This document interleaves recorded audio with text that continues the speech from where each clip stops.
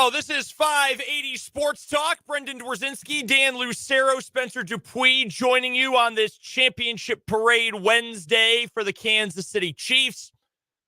Thank you so much for hanging out with us today. We are going to hear from the Chiefs championship parade. We've got the audio, I won't say full audio. We've got a majority of the audio that didn't have to be bleeped or cleared of, I don't want the Garth Brooks people coming after us or playing too much Friends in Low Places. We're going to, I'll probably skip the speeches. We're not going to run Mark Donovan's speech back. No, no. You don't want to hear that, just like we don't want to hear that. So we're going to get to that. We've got a lot of Chiefs to get to during the course of the show today. We're going to talk defense. We're going to talk Spags, new contract for him, which is absolutely awesome. We're going to get to that. We also, we're going to talk parade and have as much fun with it as we can. Unfortunately, a scene is unfolding right now at Union Station in Kansas City, and we'll update you as best as we can. Shots have been fired. There is an active shooter situation at Union Station right now. The Kansas City Police Department have asked everyone to leave the area. A heavy police presence has run. There is video of this into Union Station itself to protect the building. I don't want to say myself that's going to get me in any trouble with anyone, guys, but what the hell are we doing? This is a parade. This is a championship parade. A day to celebrate. Like we should be doing nothing right now but laughing about whatever the hell Travis Kelce just did at the podium about 20 minutes ago. Thoughts and prayers, obviously. I mean, that's unfortunately the best we can do from right here to anyone who's been affected by this. I hope that anyone, if you are in the area, we know people in Kansas City listen to the program, and we thank you for doing so. If you're anywhere nearby, please take cover. This is ridiculous. This is beyond ridiculous. The latest from the Kansas City Police, they have just tweeted this out a minute ago. Officers are working to clear Union Station itself. They will release everyone inside the building once that is complete. We are still trying to determine the number of shooting victims. Victims? Plural. Harold Kuntz of Fox 4 Kansas City tweeted that he did witness one person in a stretcher, and that they're verified that there were gunshots near Union Station. And so that is, again, that is all we know and all that we can report right now. And obviously it's a terrible way to end a tragic way to end a celebratory day, a day of happiness, a day of family, a day of community, a day of celebration in Kansas City. And somebody is, I don't want to get too far down a road where anything I say comes off as speculation, but something has happened to, it would appear, really spoil the day and ruin the day. And that's incredibly frustrating and incredibly sad. Yeah, so we'll keep you updated. We want to have fun with this, guys. It is a day to celebrate. It is a day to have fun. Kansas City Police has now just tweeted within like the last 20 seconds that they are now releasing everyone from inside Union Station. So hopefully what that means is that the threat has passed to whatever extent the threat was in that area, that the threat has at least passed that area.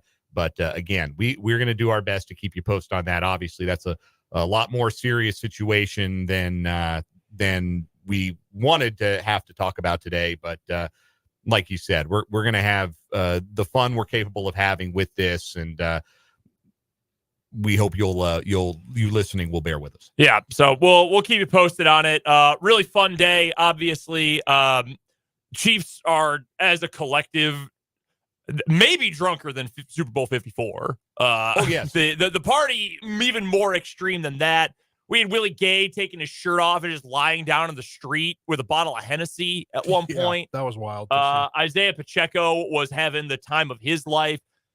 Travis Kelce, if he remembers what he did on the stage by like 6 o'clock today, that would be incredible. So we've got a full edition of 580 Sports Talk. We're going to talk about the parade, the scenes from it, some notable quotes at the podium from Chris Jones, which his agents are now trying to walk back for him.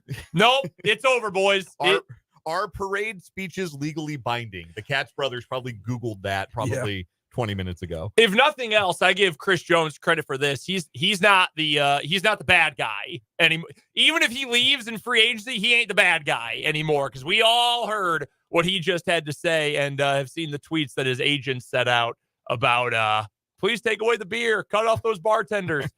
No, best of luck to the Katz brothers in that regard. We will talk Chiefs, the future, the defense, Steve Spagnuolo coming up in a little bit. We also will hear from Tim Fitzgerald. I will we'll get Fitz's reaction to it. Fitz, big Chiefs fan, of course, too. Get his reaction to what was going on today down at Union Station, and obviously to the Super Bowl, plus what's going on with K-State. No midweek game for K-State hoops this week. They get a few extra days off to gear up for this weekend. So we'll talk to Fitz all about K-State basketball as well. Your texts are welcome, 785-272-9429. You are also welcome to join us on the YouTube stream and leave a comment there. 580 Sports Talk is the name of our YouTube channel.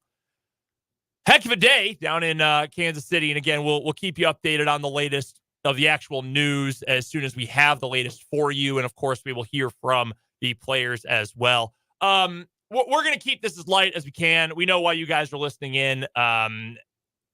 Let's get to the fun from the parade route, shall we? Did you have a favorite moment, a favorite scene, a favorite event that transpired during the parade today? There are a lot to choose from. There's always something that happens that makes you realize that these guys are different than you and me. Like a professional athlete is different than you and me. And part of it is when you have like 2% body fat, maybe you don't hold your liquor as well as somebody who maybe has a little bit more body fat. So it is generally easier for some of these guys, depending on, you know, their size and their training regimen and how disciplined they are during the season. When they cut loose, they really cut it loose. And you see some guys on that podium who are having trouble standing up. But one thing that I remember quite vividly was, so it felt like at this parade, more than even the other two, the Chiefs were more willing to be amongst the people. They spent a little more time off of the fire trucks and mingling in the middle of the street, taking pictures, high-fiving fans, enjoying the moment in that way. And I saw a shot of Patrick Mahomes, in a helicopter shot, and Mahomes is walking down the middle of Grand and you know, having a great time. And then trailing him is Creed Humphrey. And also trailing is Travis Kelce, but he's on Creed Humphrey's shoulders. Travis Kelce, big man. Large, and I would say certifiably in charge. Creed Humphrey was giving him a piggyback ride. He's 6'5", 250, by the way. Travis Kelce. 250-pound man. And Creed Humphrey was walking down the street with that on his shoulders like you might do with a small child. What? We have talked about this ever since the Chiefs drafted Creed Humphrey. Jake and I were at the Big 12 football media days, Humphrey's senior year at Oklahoma, and we saw him and came away from that interaction thinking that's the largest man alive. I don't care what it says in the program. There's no human being in the world bigger than Creed Humphrey. He's like a planet. He was giving Travis Kelce a piggyback ride. That absolutely insane. That stuck out to me. Also, where did Isaiah Pacheco procure a baby goat? Yeah, I gotta, like, is that someone's goat? Like, did a fan bring the goat to the parade and gift it to him? Because, I mean, he kept walking with it. Yeah, I don't think anybody who gave that to him was getting it back. I wouldn't think so. Is it his now? Was it a gift? Like a permanent possession of Isaiah Pacheco kind of gift? Spencer, your thoughts on the first Super Bowl parade you've gotten to see? Before we get to that, Kansas City police just tweeted out a minute ago, shots were fired west of Union Station near the parking garage. Multiple people were struck. We took 2 armed people into custody for more investigation. Okay. And they're saying anybody needs to leave the area as quickly and safely as possible, avoiding the Union Station parking garage to allow first responders through. Okay. Thank you for that update. To bring more happy thoughts here. Yeah. Jeez. Isaiah Pacheco with the goat. That was a funny thing to see. Yeah, that's hilarious. I was going to go with Drew Tranquil. Was this the best day of Drew Tranquil's life? Probably. He sauced, obviously, like all these dudes were, but he takes the microphone from a reporter from KSHB TV in Kansas City and is saying, like, this is better than LA. And he's talking about how great it is. And look, we almost a year ago, we're about 11 months ago, and we've shared this before. You and I were in Des Moines. We were at the Wells Fargo Center. Yeah. Or Wells Fargo Arena, whichever one it is. One's in Philly, one's in Des Moines. Wells Fargo Arena. Okay, Wells Fargo Arena. And we're saying, dang, you got Drew Tranquil for one year? He was available this late into free agency, and the Chiefs procured him? Like, kind of a weird fit because the Chiefs have a bunch of linebackers they like. I don't know that they need another linebacker, but cool. He's coming off the best year of his career. Well, it turns out he played as much defense as almost anybody this year and was awesome. He was awesome for this Chiefs defense. So him out there, he is one guy, and I know the Chiefs, when you bring in a guy for a year, they're not the kind of team that often will say, you know what, we're going to reward you with a 3-year contract after that. I would. You're probably losing Willie Gay. I think that's why Willie Gay, by the way, took his shirt off and was drinking Hennessy lying in the street, because I think he knew that this was probably it for him. Did you hear the sound he made when the reporter caught up to him? No. He like purred. Like, I don't know how to describe. It sounded like a human being purring. It was all very strange. No, man, Drew Tranquil, like, football's such a team sport, and it's hard to imagine a championship if you take away like any one member of these Chiefs, because it was really a situation where the whole was greater than the sum of its parts. But Tranquil in particular really endeared himself to this team, and I think the fans, played through some injuries, stepped in and played whatever role the team needed him to play. Never a guy that complained about his snap count, whether it was up one game, whether it was down the next. Made some crucial plays, some highlight plays throughout the season. And then during the playoff run, he posted that text exchange he'd had with Andy Reid in the offseason, where Andy Reid texted him and said, hey, see red and think Super Bowls. And Drew Tranquil shared that, and that kind of made you maybe feel a little bit more of a connection to him and what went into his decision to spurning maybe some longer term offers or maybe some higher dollar offers to join this team and come into a building where a starting role was not guaranteed him, given that Nick Bolton and Willie Gay were back and kind of entrenched as the starting linebackers. Yeah, he earned it today. He earned the opportunity, even if it didn't come up on the stage. I think he kind of knew, like, yeah, they might not get to me up on the stage, but the first time I see a microphone and a camera, I've got some thoughts. I've got a promo in me, WWE style. I'm going to get it off my chest. And he certainly did. It was really fun to see that. Yeah, that was awesome. And I'd bring him back, man. I would. We're going to talk a little bit later on about what the Chiefs can do going forward and how much, if any better, they can be going into next year. I want Drew Tranquil part of it. I'll come out and say it right now. I don't know why the Chargers let him walk. I don't know why he had to take a 1-year deal in free agency. I want him back. I want him to be a part of this team going forward. I think the Chiefs defense is better off being a part, this team going forward.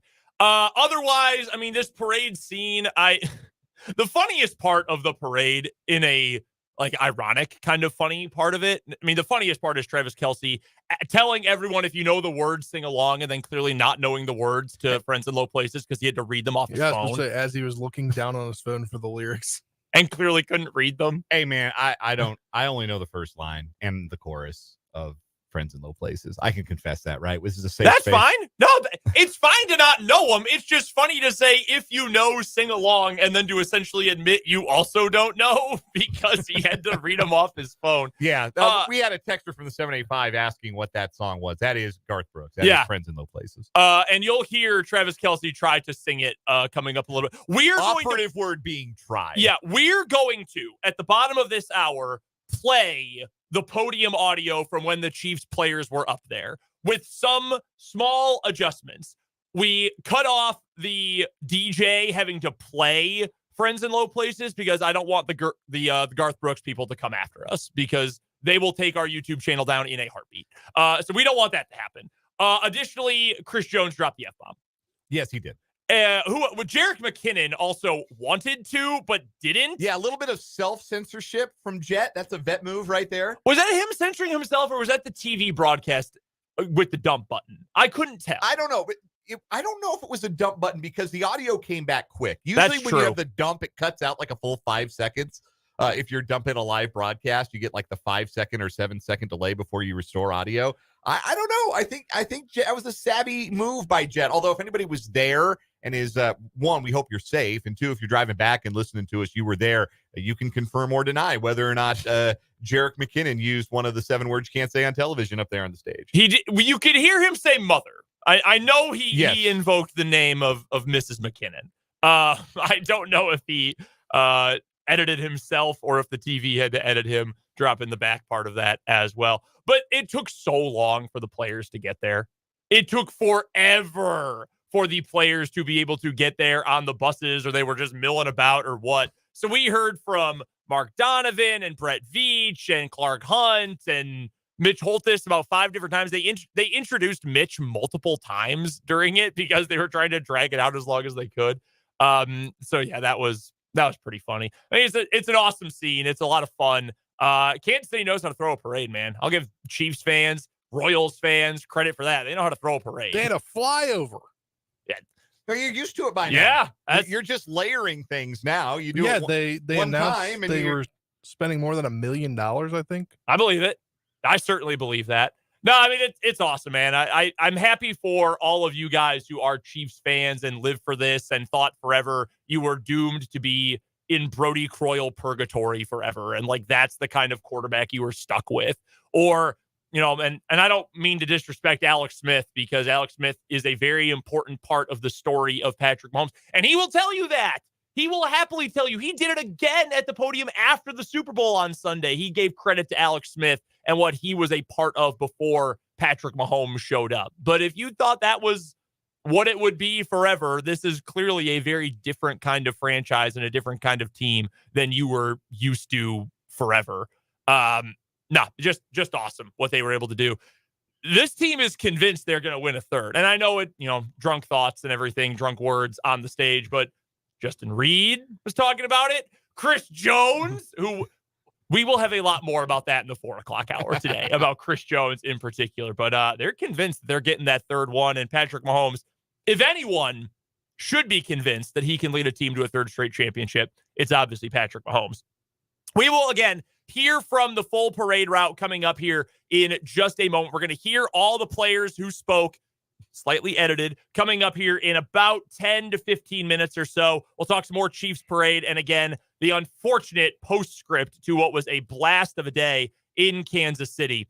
The Kansas City police have asked everybody to please leave the area as much as possible, as best as possible. They have cleared out Union Station. Multiple people have been injured. We'll keep you updated as best as we can throughout the course of the day today. We'll take a timeout. When we come back, we'll talk a little more Kansas City Chiefs parade. We'll hear from the parade coming up later on this hour right here on 580 Sports Talk.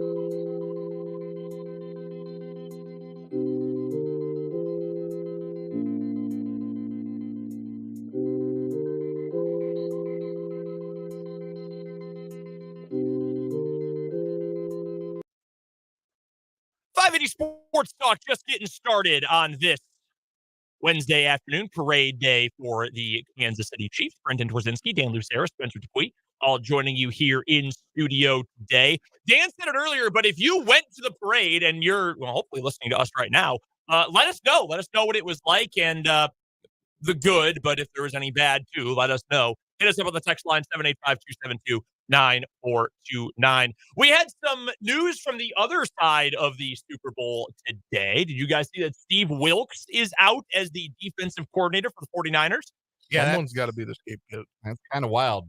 So I'm not surprised. Here's the thing. And I know I'm not going after you for using the word scapegoat, Spencer, because I've seen a lot of people use that phrase today and in the last half hour since this firing was made. Here's the thing. The San Francisco 49ers, I don't think he is necessarily a scapegoat. There had to be some sort of change because this is now another biggest game of the year the 49ers didn't get done. What do you think the 49ers defensive EPA was this season? And I know not everybody loves the advanced metrics. I get that it's just one tool. Okay, caveat aside, where do you think they rank? EPA per play? Totally. Total EPA. With expected points added for those not aware of that. They were pretty comfortably in the top 10, weren't they? Nope, 14. Oh, okay. Where do you think they ranked in the last 8 weeks of the season? Ooh, much lower. 23rd. That's it. Like, I don't think Steve Wilks is a bad coach by any means. But if you, and I like to spend a lot of my time, you know how much I love the NFL, like listening into what other teams are saying. I like to stay up to date on as many teams as I can. There were plenty of whispers around the 49ers all year that, hey, this defense still has a ton of talent, but there's something wrong. Like it's just not clicking the right way. And that honestly might take us back to that conversation we had leading up to the game last week about how static the 49ers are defensively and how so much of their defensive success came from just out-talenting you over the course of the year. Well, if you've got problems with your defense and the way it is drawn up, that makes a lot more sense why you wouldn't be as creative and just kind of have to win because you've got a really good Pro Bowl cornerback. I don't know if Ford made a Pro Bowl this year, but he should have. He was really darn good this year. And you've got the best linebacker in the league, one of the best edge rushers, really good defensive front overall. That makes a little more sense. This is what Kyle Shanahan said today. I believe this was today. Yeah, he had a conference call. Yes. Conference call, right. About Steve Wilks struggling to marry the front seven and the secondary of the defense. He says this, quote, "It has to do with the way we play linebacker and stuff like that. The way Fred and Dre have done it over the years. You want to tie things together. Just with his background, it was harder than it needed to be." I mean, that tells you all you need to know as far as I'm concerned. If you are saying, look at all this talent, look at how good our linebackers are, and we still can't get everything to click together, I mean, yeah, that sounds like a need for a change to me. Yeah, I mean, Talanoa Hufanga was such a massive loss For to the sure. back end of that defense, and it doesn't all the way correspond, but it fairly neatly corresponds with the downturn in 49ers defensive production and their performance down the stretch. Was when with Hufanga getting hurt, like those two things pretty fairly neatly correlate. I will say they don't maybe directly correlate, but they pretty neatly line up. And obviously, losing Dre Greenlaw in the Super Bowl is not something you plan for either. But also, if you remember the overtime of the Super Bowl, they called a defensive timeout. Mm-hmm. Just about to get to this. They called timeout on the defensive side of the ball, which is not a thing you do if you feel real great about your scheme or your personnel out on the field. That maybe you got caught, you got pantsed a little bit by the other team offensively. And Steve Wilks didn't call that timeout. Kyle Shanahan called that timeout. So I think that was revealing in some ways. When you go back and you look at the final drive of the season, if we get a stop, we win the championship drive. And they got pants so badly they had to call a defensive timeout. Steve Wilks has coached in so many places. His career history on Wikipedia is crazy. Every year he has coached somewhere different. almost every single year of his entire career. He was with the the Panthers from 2012 through 2017 as their DC and an assistant in some other regard. Couple years with the Bears, couple years with the Chargers. Other than that, every single year of his career, he has been with a different team. It's remarkable. 2021, I just saw someone tweet this. He was the defensive coordinator at Missouri. You know what Missouri's defense did in a game in 2021? Gave up 500 yards to North Texas. I remember that. It did happen. And now, 2 years later, he was the defensive coordinator for the San Francisco 49ers in the Super Bowl, which, again, credit to him. Clearly, there's a reason people keep hiring him and promoting him to these big jobs. But, yeah, that's pretty crazy. Pretty crazy that the 49ers are moving on. But, again, I get it. I understand it. If my expectation is we should be winning the Super Bowl and we can't get it done, more blame again falls on Kyle Shanahan, excuse me.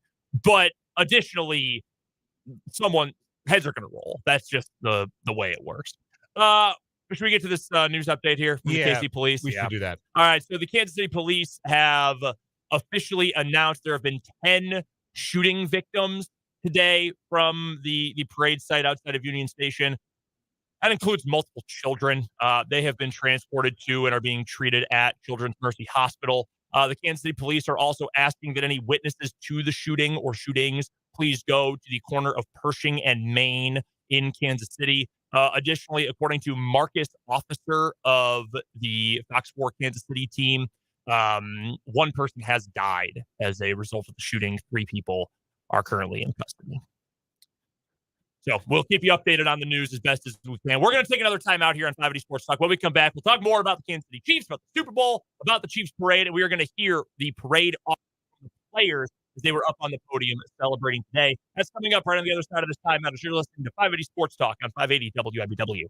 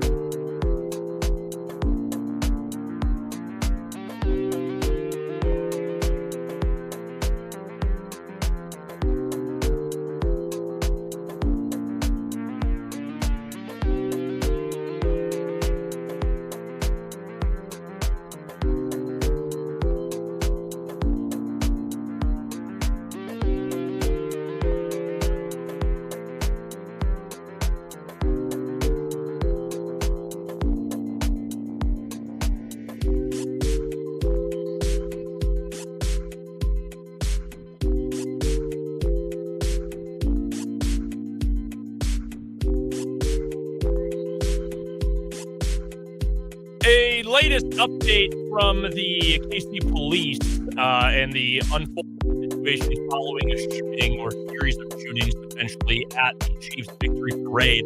So we have a correction here. Dia Wall is a ATV in Kansas City who had made had reported on Twitter about Children's Mercy Hospital. She has since updated it to indicate they are not sure how many children are involved, but many patients have been treated. Multiple patients have been treated at Children's Mercy Hospital. The age of those patients not known at the moment, but nearby hospital, get them there as quickly as possible. Obviously, that makes sense. We'll continue updating you on the situation as more information comes out and as it continues to unfold. There's lots of information that is out there. Custody. We've seen another of 2 armed people in custody. There's obviously a lot that gets out there, and obviously we all want information. We all want to know the latest, to know the most that we can, and we'll try to avoid giving out anything that is conflicting or anything that maybe hasn't yet been confirmed by official police sources at this point. Might be the best way to go for us moving forward, but no, we'll just we'll do our best to keep you informed on an unfolding situation, a celebratory day turned tragic potentially in downtown Kansas City. So let's get to we'll keep things upbeat here as best as we can. Let's hear from the players, shall we? It took them a while to get to the stage in Kansas City today. The buses took their sweet time to get there, but late as they were, the players, we told this, they all did speak at the podium today or on stage today, celebrating the Chiefs Super Bowl 58 championship. So let's hear the slightly edited Chiefs player speaking today at the podium. Man who is 4th in National Football League history in wins. He is 2nd in National Football League playoff wins, and he's closing fast on number 1. Ladies and gentlemen, please welcome head coach of the Kansas City Chiefs, Big Red, Andy Reid.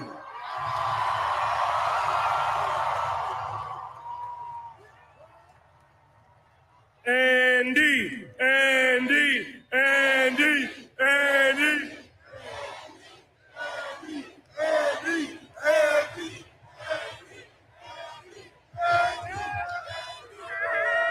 How about the Sea of Red? Let's hear you, baby. I'm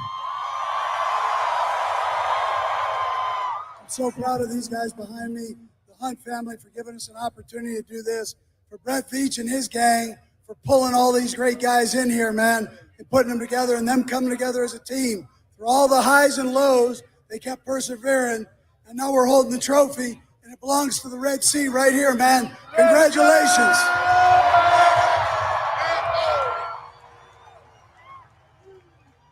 Who wants to hear from the winningest quarterback in National Football League history? 15-3 in the playoffs. Ladies and gentlemen, the QB1 of all QB1s, Patrick Mahomes.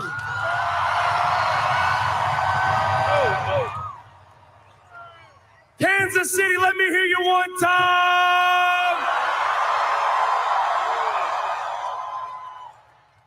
Man, what a year. To battle through the adversity, to continue to go for that championship. They all doubted us. I don't want to hear any different. But you know who came through in the end. That's the Kansas City Chiefs. I just want to thank everybody here, because Chiefs Kingdom, y'all are the reason that we do what we do. Hey, real quick. Hold up, sorry. I know. I'm a regular quarterback. This is what it is. I got to give a shout out to that defense. I mean, can I hear it for the defense? It's crazy. A defense can win the Super Bowl and still be underrated, and that's what those boys have been doing. Hey, one time, can I get a shout out for Harrison Butker? Can I get a shout out for Tommy Townsend. Can I get a shout out for James Winchester? No, for real though, we appreciate everything y'all do. Showing up to Arrowhead every single week. We know we had to go on the road last year, but I promise you next year we'll be at home and we're going for that three-piece. So don't forget it. Don't get it twisted. We're doing it. 3 times, first time in NFL history, we doing it. Love y'all.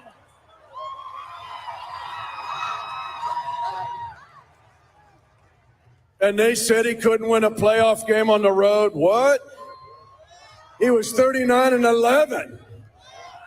And now he's won everything in front of him. To represent that defense that Pat was talking about is a man who was dominant in the fourth quarter in Super Bowl 54, knocking down every 49er pass. In Super Bowl 58, he was dominant in a pass rush that held San Francisco to field goals so we could go get the game-winning touchdown. Ladies and gentlemen, we've known him now for 8 years as Stone Cold. Give it up for Chris Jones.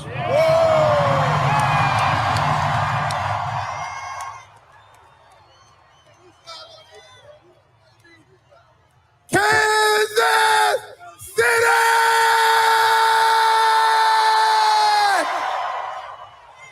Hey, everything we did this year was because of you guys, man. The love, the support all year long. For those who doubted us, for those who considered us underdogs. We did it for y'all, baby. KC, we are back again to be world champions, baby. Hey, every individual on this stage played a huge part of it, man. From the coaches, from the scout team guys, from the assistant trainers, for the people in the cafeteria making us food every day, man. Let's give a round of applause to those people, man. But Casey, I tell you something, man. This year was different. This year was different, baby. The journey, the fight, the individuals, it was different, baby. And you know, not a doubt in my mind that we was gonna bring it back to the city!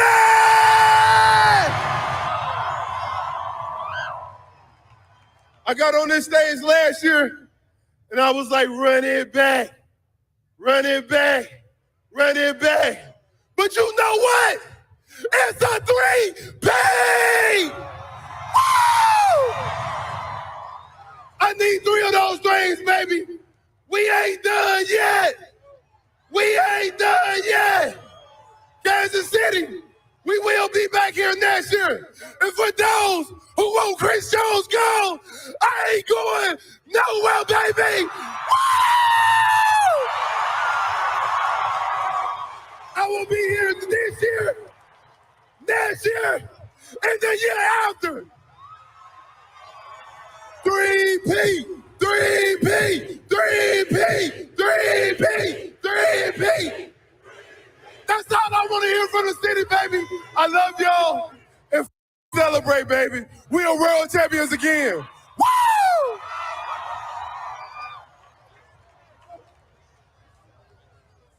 Another guy who's been so important to us in our #1 defense.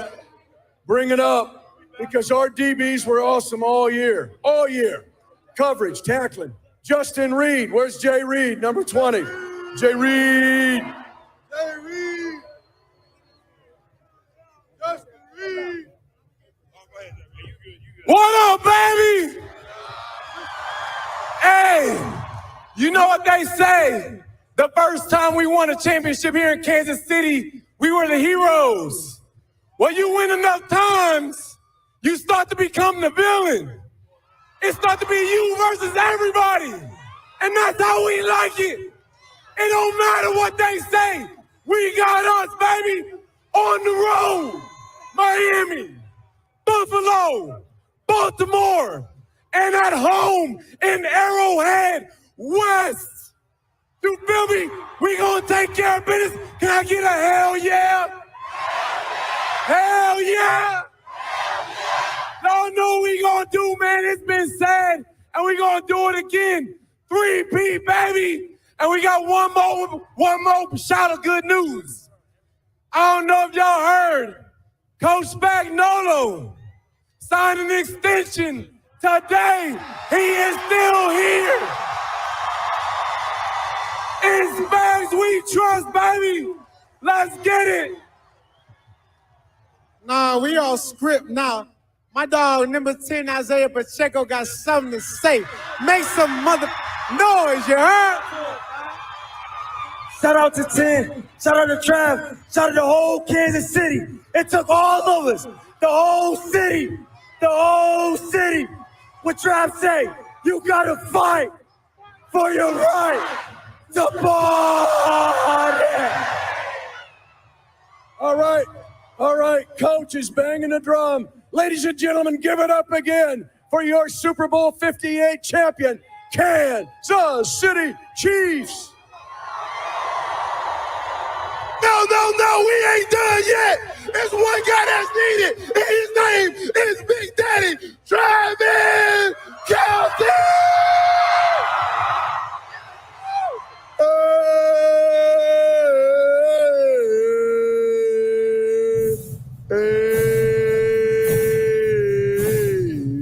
Hold on, cut that. I want everybody a part of this thing. If you know this song, sing along. Blame it all on my roots. I showed up in booze and ruined the Niners affair. The last one to know. We were the last one to show. We were the last ones they thought they'd see there. And I saw the surprise. That fear in their eyes. And when we took that glass of champagne, Pat took that glass of champagne, I promise you.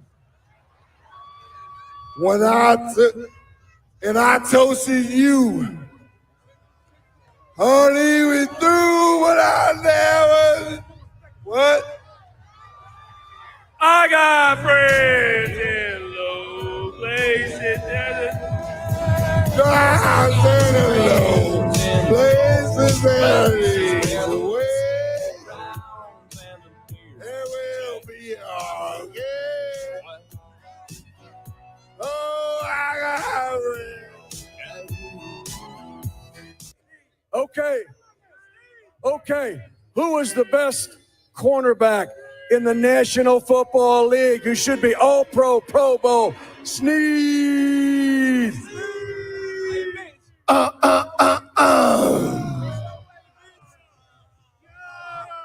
I can't hear y'all.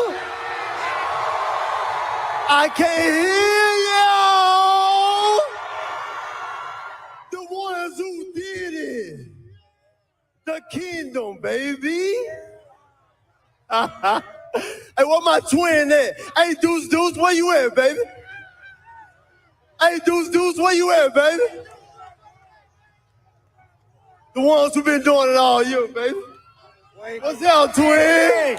The number 1 and number 2 quarterback duo, boy. You know what it is. All right. Now Coach Reed's going to beat the drum. You good with it? Give another cheer up for your champion, Kansas City Chiefs. Mitch Holthus did everything in his power to keep it together with the antics on stage at the parade today. Held it in the road as best he could, truly. So, upon further review, I think Travis Kelce or someone had written some Super Bowl specific lyrics to the Friends in Low Places. And that may have been what he was trying to read off of his phone. See, because I first thought he was just slurring his way through it. But now listening back to it the second time around, he says, ruin the Niners affair. So obviously, like, he's trying to do like a Super Bowl 58 version of That's Friends true. in Low Places. And I don't know if he wrote it. I don't know if maybe do you think his girlfriend maybe helped him write it? Maybe. And he's trying to read it off his phone and completely unable to read it off his phone. And just, you know, Patrick Mahomes, by the way, great friend, did what he could to also salvage the song. Great friend, great teammate. Like, yes. You talk about a leader. That man stood up on that stage. First of all, like, totally swagger jack Travis Kelce. Like, you listen to Mahomes' speech, it's like the word for word, flow for flow, bar for bar. He sounds like Travis Kelce at the beginning of it. We had to do it. That's a very Travis Kelce verbal flourish that he has cribbed from Travis. He shouted out the special teams guys who never get a moment in the sun.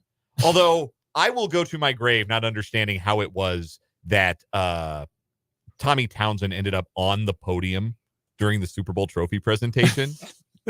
Hey, he was great in the game, man. He was excellent. He had a super game. I don't know how he got on the podium. That was my question. But shouts out the special teams. And then when Chris Jones comes to the front of the stage, who's there to offer literally support and make sure that Chris Jones didn't fall down and fall off the stage? Patrick Mahomes. Who helped to finish the lyrics when Travis Kelce just decided to DNF and pull into the pits and call it a race? Patrick Mahomes. What a teammate. That's QB1 right there. The other thing, too, and I cannot wait to hear from Mitch tomorrow on the show for our final chat with Mitch Holthus for the year. I don't think, and he might not admit to this, I don't think he was intending for Travis Kelce to ever speak. Considering the fact that he was, all right, Coach Reed's going to bang the drum, and then Chris Jones. Last year, if you remember, Chris Jones was the one who wasn't going to get a chance to speak. He had to go walk up and take the microphone and say, no, I got something to say. This year, he had to take it to make sure that Travis Kelce got to say something. I don't think it was in, whether that was Mitch or the Chiefs or who, I don't think it was ever in the plans to let 87 speak today.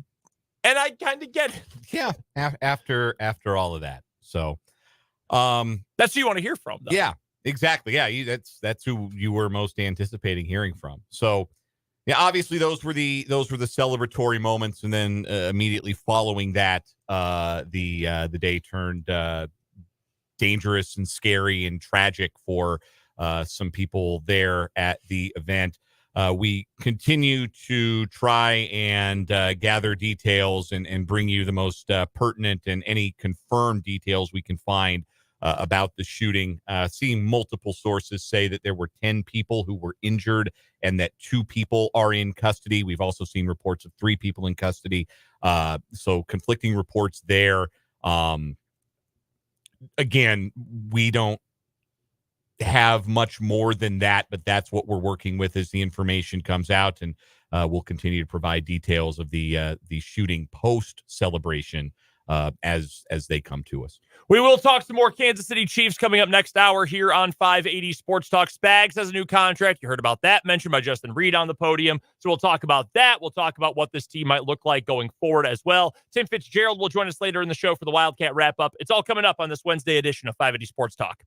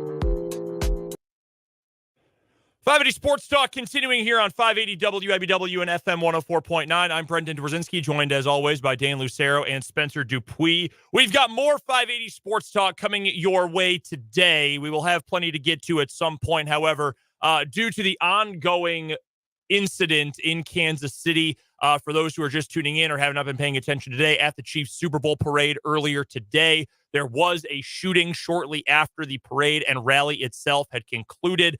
We do not know official numbers as of yet. We do know the Kansas City Police Department has confirmed multiple shooting victims.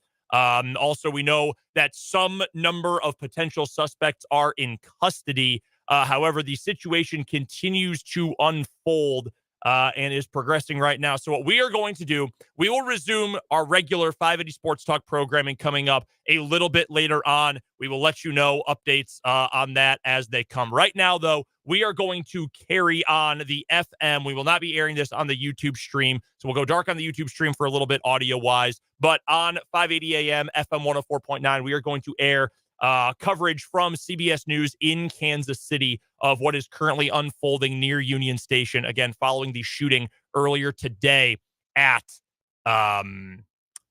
Union Station following the Chiefs parade. So we will keep you updated on 580 Sports Talk when we will return with our regular programming coming up in a little bit. But right now, let's send it over to Kansas City and news from CBS News covering the shooting in Kansas City. Parade, but here we see another ambulance either departing or arriving to the area. But an unreal situation today, and it goes to show you this is why city officials, this is why county officials gather and spend so much time planning these parades to try and consider every possible scenario, every worst possible scenario. And that's why they had up to 900 officers on site there to try and keep people safe. Yeah, and we are getting confirmation now. As I mentioned, Children's Mercy Hospital has confirmed that they have received some patients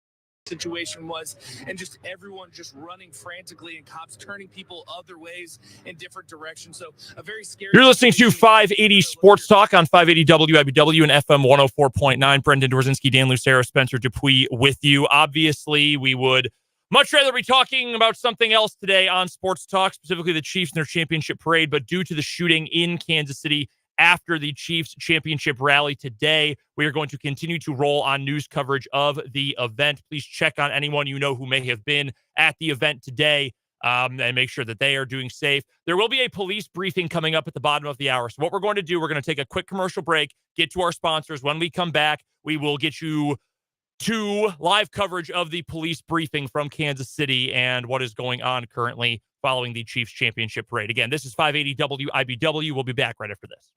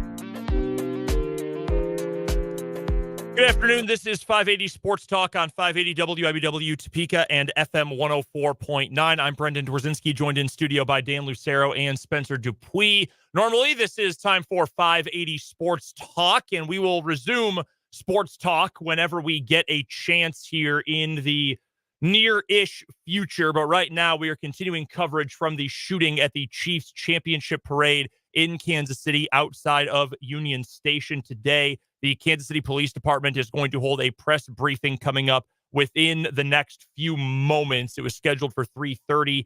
We will carry it live as it continues. Again, if you know anyone who was at the parade today or at the Chiefs rally today in Kansas City, we ask that you please go check on them, make sure that they are doing okay. As you have heard on the local and national news, this is still an ongoing situation in Kansas City. We do not have official confirmation on total numbers of injured persons or suspects as of yet. We do know that some number of people are in custody with the Kansas City Police Department. We do know that there is some number as well that are being treated for injuries at a hospital.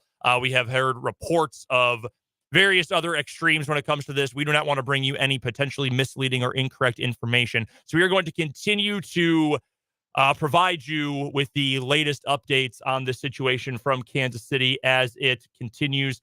We appreciate the folks at CBS News and at KCTV5 in Kansas City, as well as Channel 13 right here in Topeka for the continued news coverage from Kansas City. And again, we will have live updates from the Kansas City Police Department press briefing as soon as they begin. Again, it was scheduled for 3:30.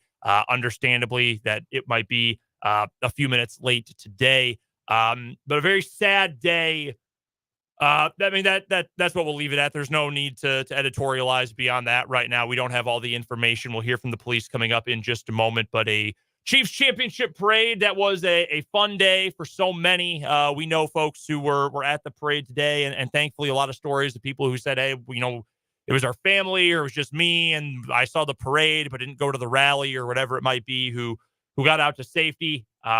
Sadly, not everyone safe at an event like this, which is a true tragedy. And from our position, we're able to wish nothing but the best and hope for the best for recovery for everyone who was impacted today. And again, 580 Sports Talk, your usual programming at this time here on 580 WIBW and FM 104.9 will continue as soon as we hear from the Kansas City Police Department, get an update for them. We will get back to Sports Talk at some point this afternoon, but we do feel it is our responsibility to you and to the public and to our community to make sure you have all the latest information. So we will get you to Kansas City and the latest updates on the ongoing shooting situation as soon as the police do begin speaking. Yeah, again, that briefing scheduled for the bottom of the hour here, and understandably those get delayed, but we'll bring you that briefing in its entirety here on the program. And obviously they will give us official reports. That'll be the official word on what has happened. Again, you see conflicting reports, conflicting images on social media, and we're not in any hurry to be first. We just want to be right. And the best way we know how to be right is to wait for the Kansas City Police Department briefing here, which is to begin momentarily. What we can tell you that we know, and sports itself feels so minuscule at the moment. We can tell you there are multiple reports out there from Chiefs personnel that the team is okay.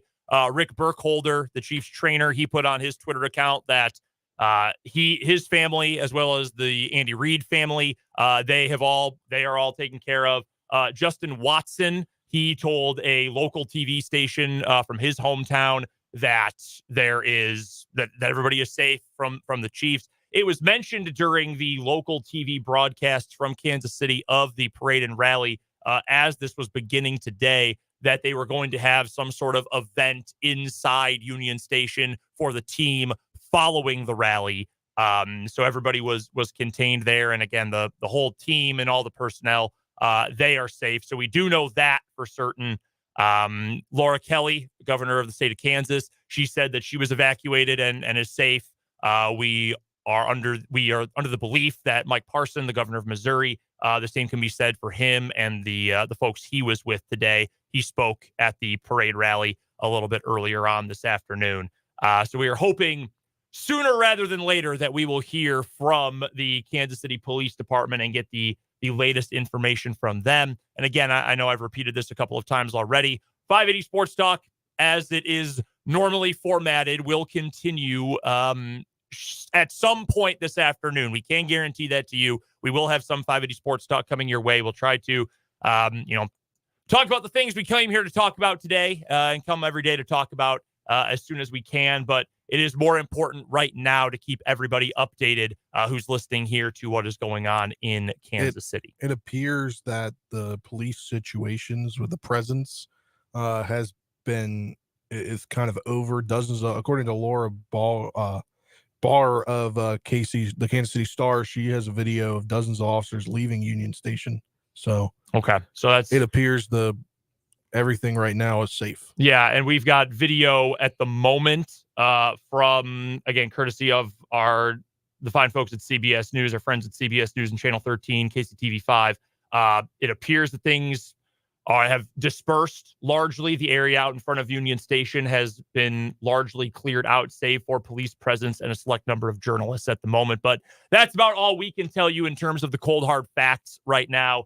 And as Dan laid out quite well, we are not here to give you any sort of speculation at this point. No, not important us to be first. We just rather bring you guys the correct information, the appropriate information. And right now that's the property of the Kansas City Police Department. And when they do their briefing, which was again scheduled to begin about 5 minutes ago at their headquarters, I'm sure that they are probably giving a little bit of time for some news media that were in the area of Union Station to get to police headquarters and set up for this impromptu press conference. Once they have the details and once that press conference begins, we're going to bring that to you, and you'll know as soon as we do. A couple other folks have issued, Chiefs folks have issued tweets or statements about it. Patrick Mahomes has tweeted out, praying for Kansas City. We also had Drew Tranquil asking for prayers for the situation as well. Like I said before, there's no need to do too much editorializing. I think everybody would agree, though, this is a very sad way to continue what was an incredibly fun start to the day. And, we had a whole show planned to talk about the parade and Drew Tranquil and, the funny scenes with Willie Gay and Travis Kelce and Chris Jones saying that he's coming back going forward. And we'll touch on as much of that in the latter 2 hours of 580 Sports Talk today that we can. But right now we are awaiting word from the Kansas City Police Department and the latest from the situation in Kansas City. So what we're going to do right now, we're going to take a commercial break. We'll be back in just about 2 minutes, 1 to 2 minutes. As soon as the police begin, we will break in. We will get you that press briefing, and we will continue with ongoing coverage from Kansas City. Again, you're listening to 580 WIBW.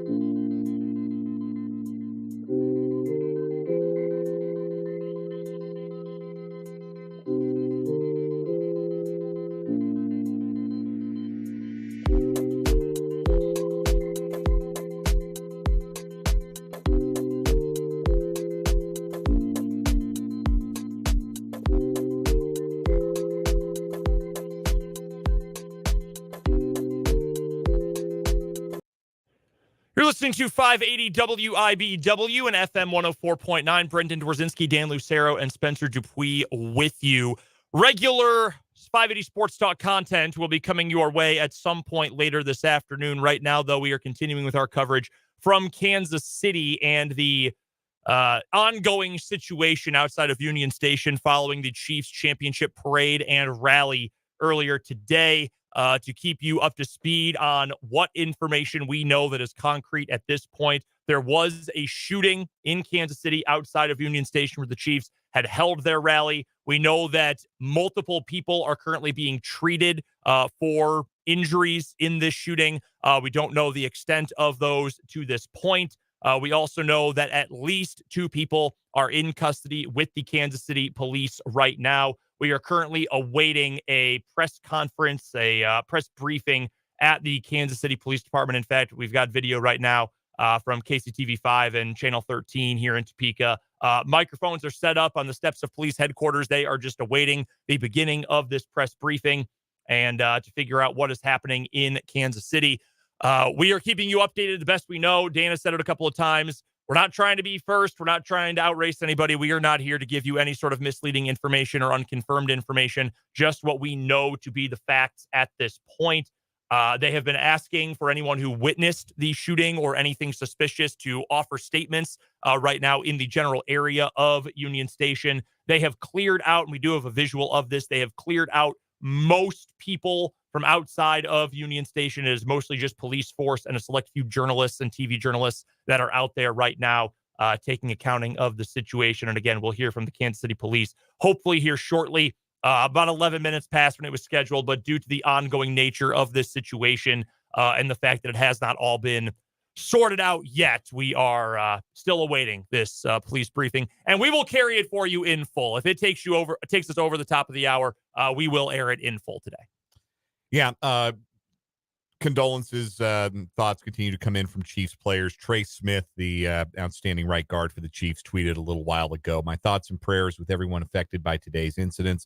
A huge thank you to the first responders who ran towards the sound of danger. You're the ones who should be celebrated today." And I think we can wholeheartedly support that statement from Trey Smith. That there's also pretty dramatic video going around social media that appears to show some parade goers apprehending and taking down one of the shooting suspects.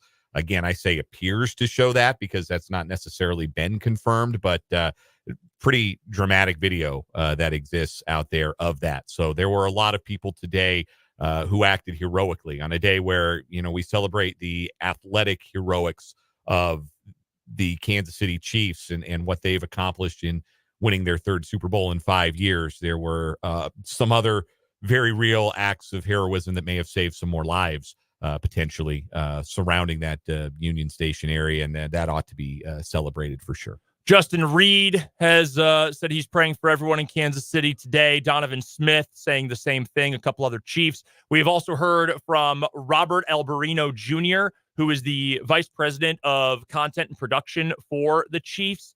He says, "Thank you, everyone, for checking in. Chiefs production crew, game day crew, cheer team, flag team, mascots, all drummers, all accounted for, all folks who today were at the Chiefs parade and rally on what should have been a day of celebration around Kansas City." This is a difficult day for a lot of people, and would also like to thank, and I think I speak for all of us, thank the police and the first responders who are in the area for taking care of the victims as best as possible and being able to disperse the crowd as safely and orderly as possible as well. Very, very scary situation. There's no doubt about that. And again, we'll have more 580 Sports Talk to get to later on this afternoon. We can make that promise to you. We've got some stuff scheduled. We'll talk some Chiefs football coming up in a little bit. We'll talk about some of the things that were said at the championship parade today. We will also hopefully hear from Tim Fitzgerald. He's scheduled to join us in just under an hour. Obviously, we will get to that, and we will talk to Fitz as we are available too. Depends on when we are going to hear from the Kansas City Police, etc., coming up here. And again, we will hopefully hear from the KC Police Department in the near future. They are scheduled as soon as they are available to speak about what has happened in Kansas City today. So we will get you updated on that as soon as possible. And again, Chiefs players, staff, everyone are continuing to espouse their support for the city and for Kansas City, and obviously everyone who's at the parade. Saw a story earlier today of a family. They were interviewed by one outlet. I think it was the Kansas City Star. They had said that they had traveled all the way in from New Hampshire for the parade. They had flown in, and unfortunately, this is how parade day ended. Richie James has offered his thoughts on the situation as well. So again, like we told you earlier, we do know that the Chiefs are okay. The Chiefs have been accounted for. That goes for the personnel, that goes for the players, and that goes for the team staff as well. I do believe we are about to hear from the Kansas City Police Department, and they are just about to speak. So we will carry this as quickly as we can get it. Let's get some audio here, and we will take you to the Kansas City Police Department. After the Chiefs victory parade rally, and 14 injured in all. We were initially hearing 8 to 10. All right, Mayor Quentin Lucas is talking. Let's listen in.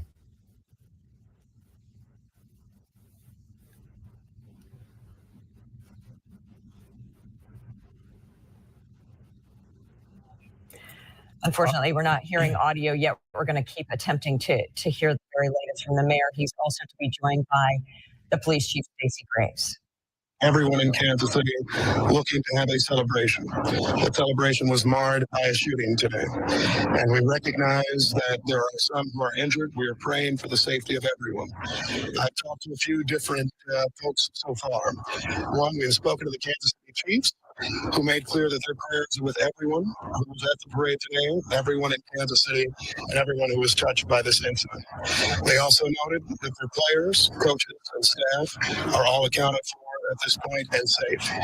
We, however, know that this is a fluid situation, so all that we are sharing now may change as the hours go ahead. We've also received a call from the White House that offered all federal assistance in the investigation. We had federal agencies present today.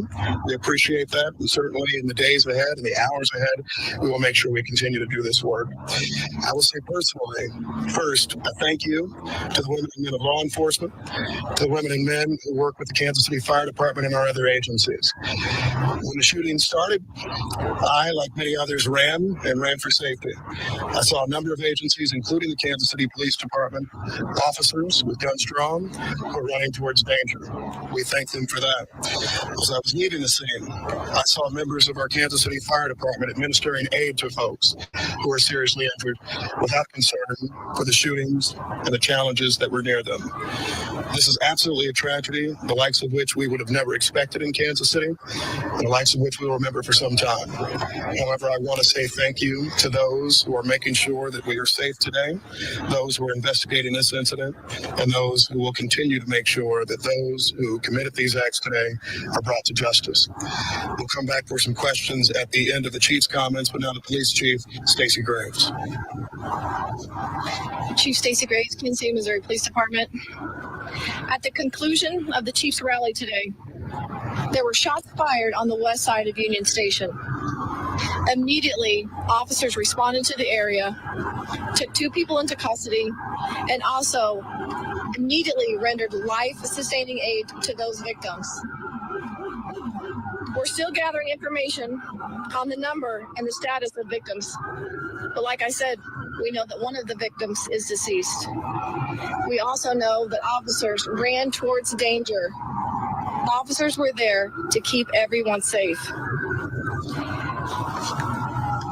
I'm angry at what happened today. The people who came to this celebration should expect a safe environment. We had over 800 law enforcement officers, Kansas City and other agencies, at the location to keep everyone safe.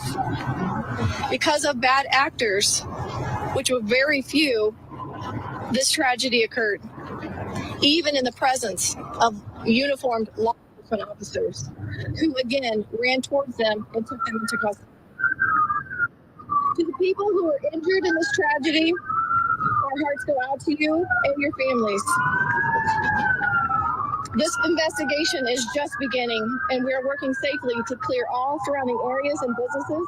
This is still an active investigation, We will continue to keep you updated. We will keep you updated on Twitter and most likely a follow-up press availability. Do you have anything? No. One of our victims has their dispute. We have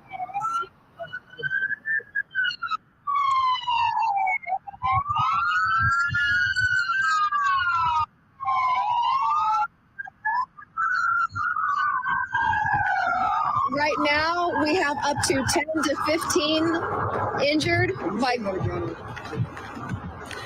yes. Right now, we do not have an exact number of people who were victims of a gunshot wound. It could be upwards from 10 to 15 with one deceased. I do not have conditions on our victims just yet. Any believed to be children? I do not believe that any of them were children. Any law enforcement injured in this? Nothing of note. Chief, what prompted? What do you guys believe now prompted the shooting?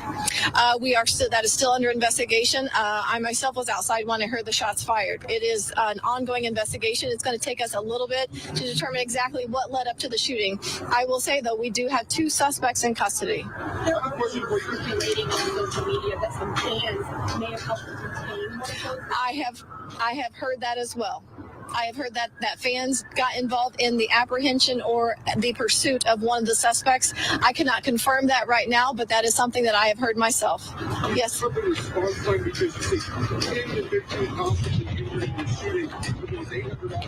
This happened pretty quickly. So can you talk about when this started, sort of a timeline from there to the point where your officers responded to the point where you had KCFD helping to absolutely first aid? As soon as the rally concluded, there were shots fired on the west side of Union Station. Officers were on scene in the area. I know one of the suspects was immediately pursued on foot. Like I said, there's 2 suspects in custody. I have heard the information that was just requested. I will confirm or deny that.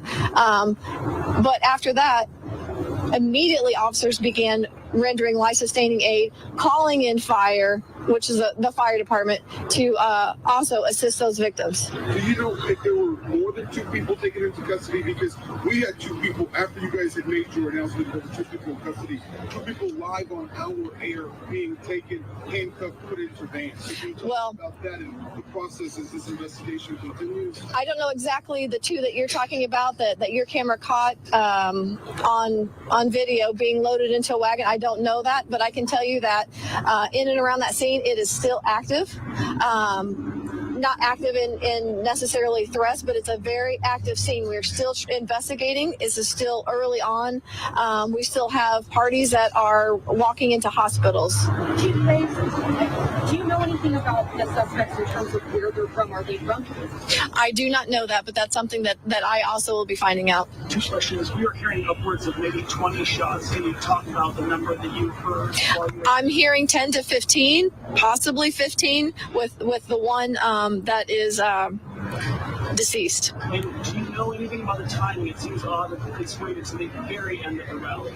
I don't have anything about, I can't give you an answer on the timing. I can just say that that's when it occurred, and we are investigating what led up to that. Maybe once we get some of those details, we'll know why that happened at that time, but right now it's still too new. Chief, is it just one incident or multiple incidents that injured people? That is something that is under investigation. Mayor Quinton Lucas, you talked about how you were on the ground and you yourself had to run for safety. I understand we're still waiting on a timeline and trying to understand what exactly happened. But we were having a Super Bowl parade, and this is what the country is talking about now. What is your message to this city at a time like this?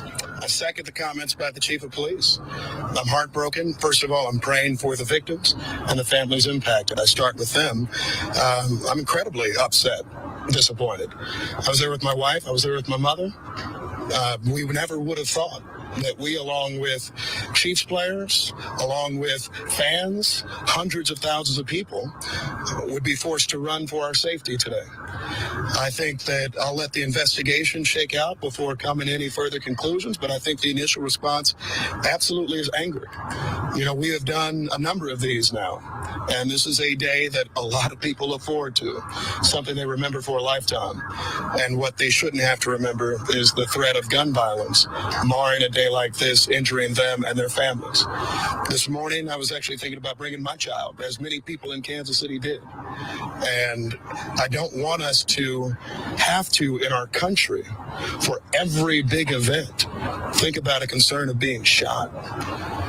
As the chief noted, we had a lot of law enforcement officers there today. They did exceptional and outstanding work, and I will second that again. Because on your timeline point, I was inside of Union Station. We heard something. A number of us start running, and I see a stream of officers going the exact other direction, in with guns drawn, ready to address danger. And that was the situation throughout. People who responded absolutely immediately. But I wish that we lived in a world where they wouldn't have to do that. I wish we live in a world where we wouldn't have to see incidents like that. But I'm as heartbroken as anybody. We will do a full and thorough investigation. I hope that we bring whoever this is to justice, and we will continue to try to make sure that we can be as safe as possible. However, when you have people who decide to bring guns to events, when you have people who are deciding to try to mar events, celebratory ones like this one, all of us start to become members of this club that none of us want to be a part of, which is those who have experienced mass shootings. I hope for Kansas City this is one of the last times we experienced that. Were the players in danger at any point? What's that? Sorry, go ahead. In danger at any point? Was I in danger? Or were any of the players, Chiefs players? You know what? I think we'll let the investigation take a look at that. The police department responded effectively, I think incredibly quickly, to make sure that people would be out of harm's way. That being said, a number of us had to flee from a situation because we heard a sound of gunshots. So I'll let you answer your own question in terms of whether you think that's something that puts you in danger or not. In my view, anytime shots are nearby, you don't know where they're coming from, you don't know who's firing them and all of that, then perhaps there is a situation of danger. But Thanks, guys. Thank you, guys. We're going to get back inside. Can I ask a fire question? Of the 10 to 15 injured, let's just say, are all of those gunshots, I want to know, and do you have a sense of how many, or are some of those also critical in injury? We've covered that. We don't have the information. I just have a fire question. Hold on. 10 to 15 is what we have. Potentially 15. One deceased. I don't have a condition on the other gunshot victims. Those are all gunshots. Correct. It's correct. We don't know how many. One fire question. No, I do not. Because Chief Graves said there We're going to have a lot of updates later, guys. We got to go inside and gather this information. I appreciate it. What are the updates, Jake, later?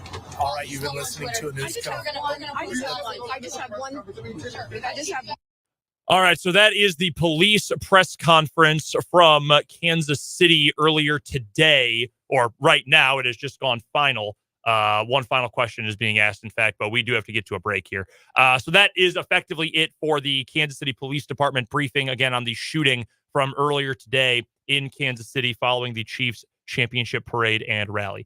Any further news that we can confirm or that has been confirmed, we will bring you throughout the rest of the day. Going forward after the top of the 4 o'clock hour, we will bring you back 580 Sports Talk, regular programming. We'll have a full show for you for the final 2 hours. And again, any news that we can get you, we will get you over the course of the rest of this day. We're going to take a break for some commercials in the top of the hour news break. Back after that with more here on 580 WIBW.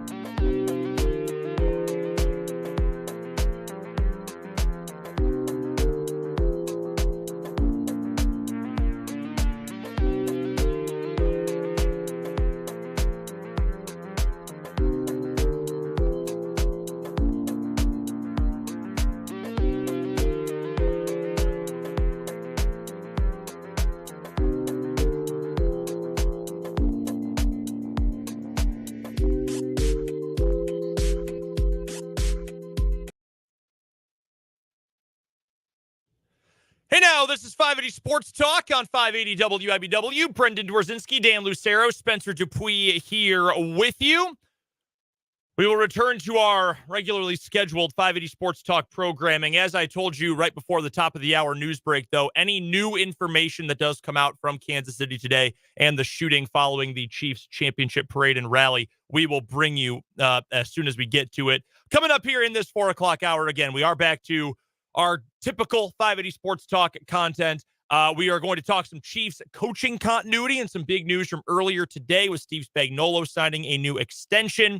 We will also get to maybe a little college hoops, and we'll talk some college hoops as well with Tim Fitzgerald coming up at the bottom of the hour for the Wildcat Wrap-up. You are welcome to send in your texts, 785-272-9429, and you can join us in the YouTube stream. 580 Sports Talk on YouTube is where you can find us.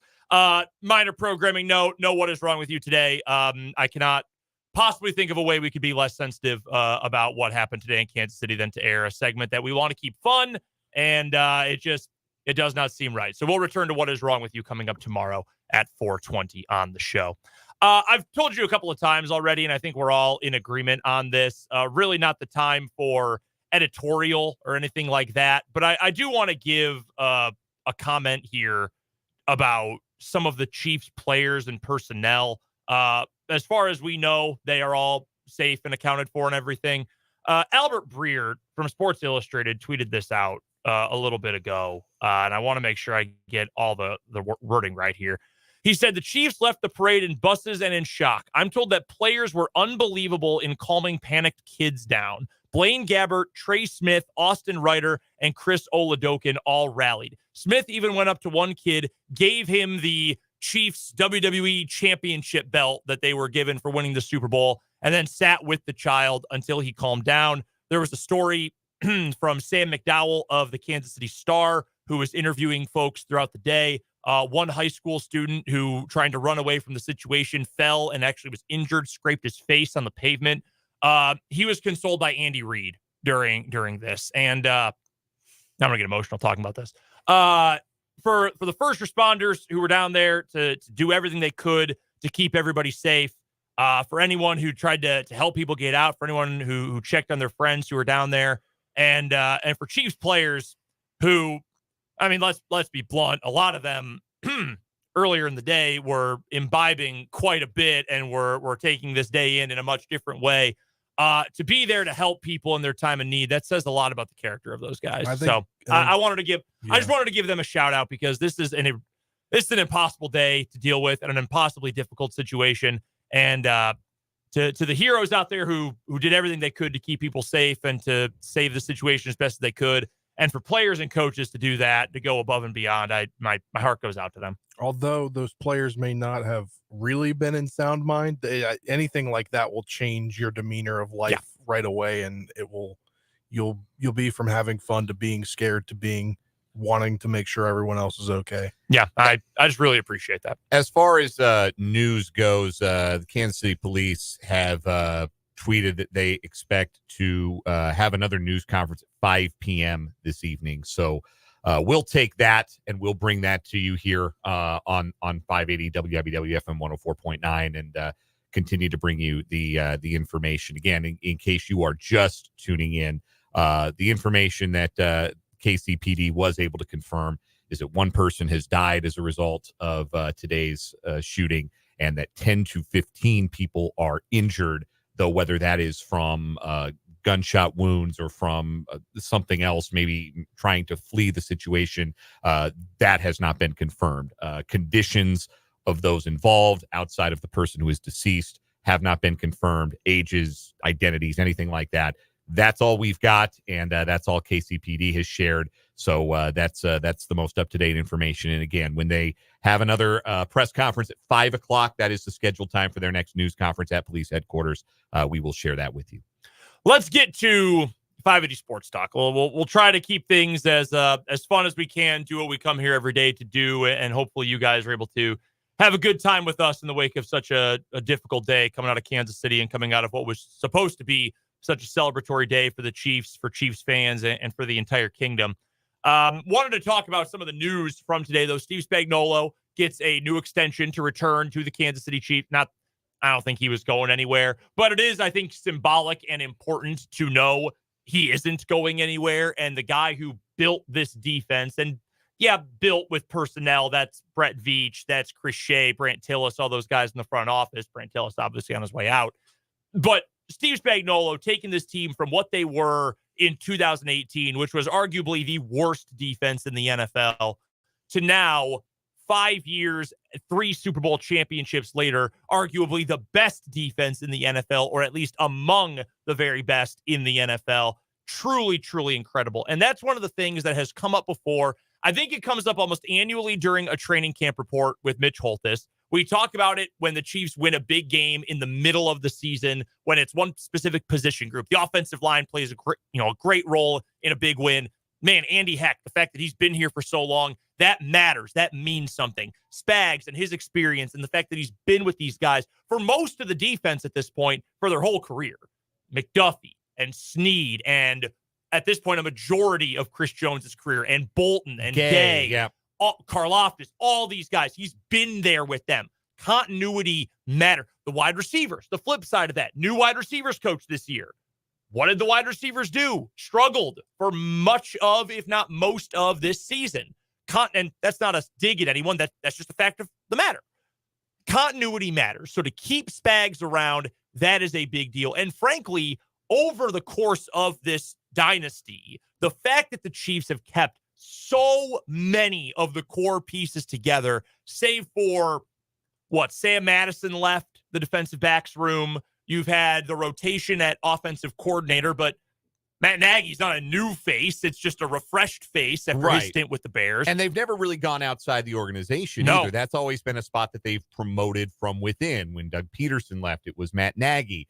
Mike Kafka was there until he left. Eric Bieniemy was there until he left. It was all kind of guys that they slid up the org chain. And then when the opportunity arose to bring one of them back, they did. And that's why, even though I think that anything Mike Florio says at this point should be treated with like the smallest grain of salt to ever exist, I too wouldn't be terribly surprised if there ended up being a space on the offensive coaching staff next year and there were no other seats for him on the coaching carousel.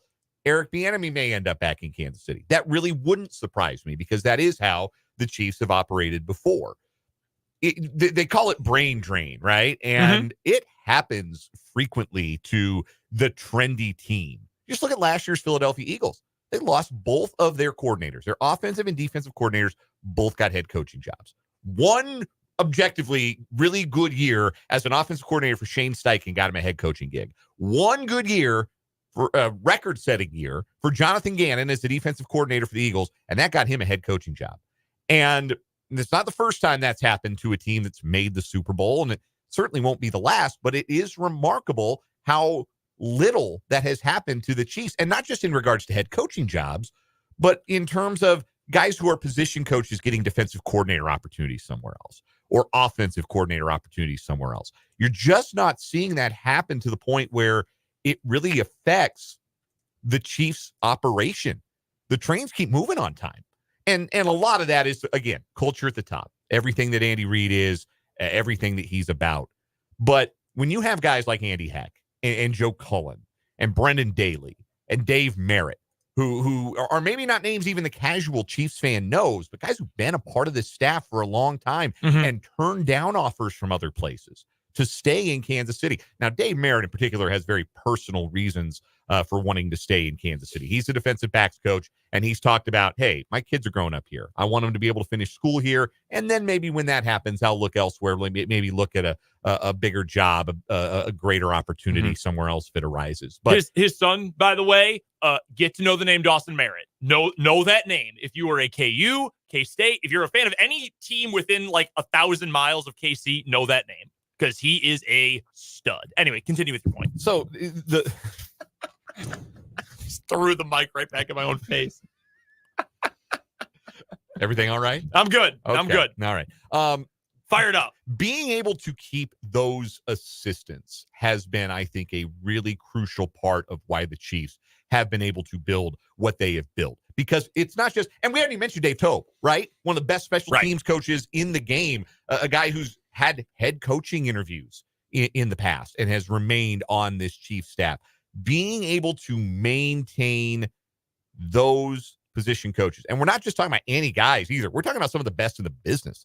Like Joe Cullen is one of the best defensive line coaches in the league. I remember when the Chiefs hired him. I want to say they hired him in 2020, maybe 21. It was whenever they reassigned, because Brendan Daly was a defensive line coach. Correct. And then they reassigned him to to be the linebackers coach and made Joe Cullen the defensive line coach. I remember this was his second year. Okay. When they hired Joe Cullen last year, before last season, not the one that's just concluded, I remember thinking, man, that's a big deal for the Chiefs defensive line, because there aren't many position coaches who do it better than Joe Cullen on the defensive line. And what have we seen from the Chiefs defensive line? We've seen George Karlaftis emerge as a legitimate pass rush threat in just 2 seasons, a late first-round pick. We saw Mike Dana unlock some of his best football. Charles Omenihu be terrific as soon as he got on the field this year. As good as he's ever been. We saw Chris Jones get to another level as a player as he entered his late 20s.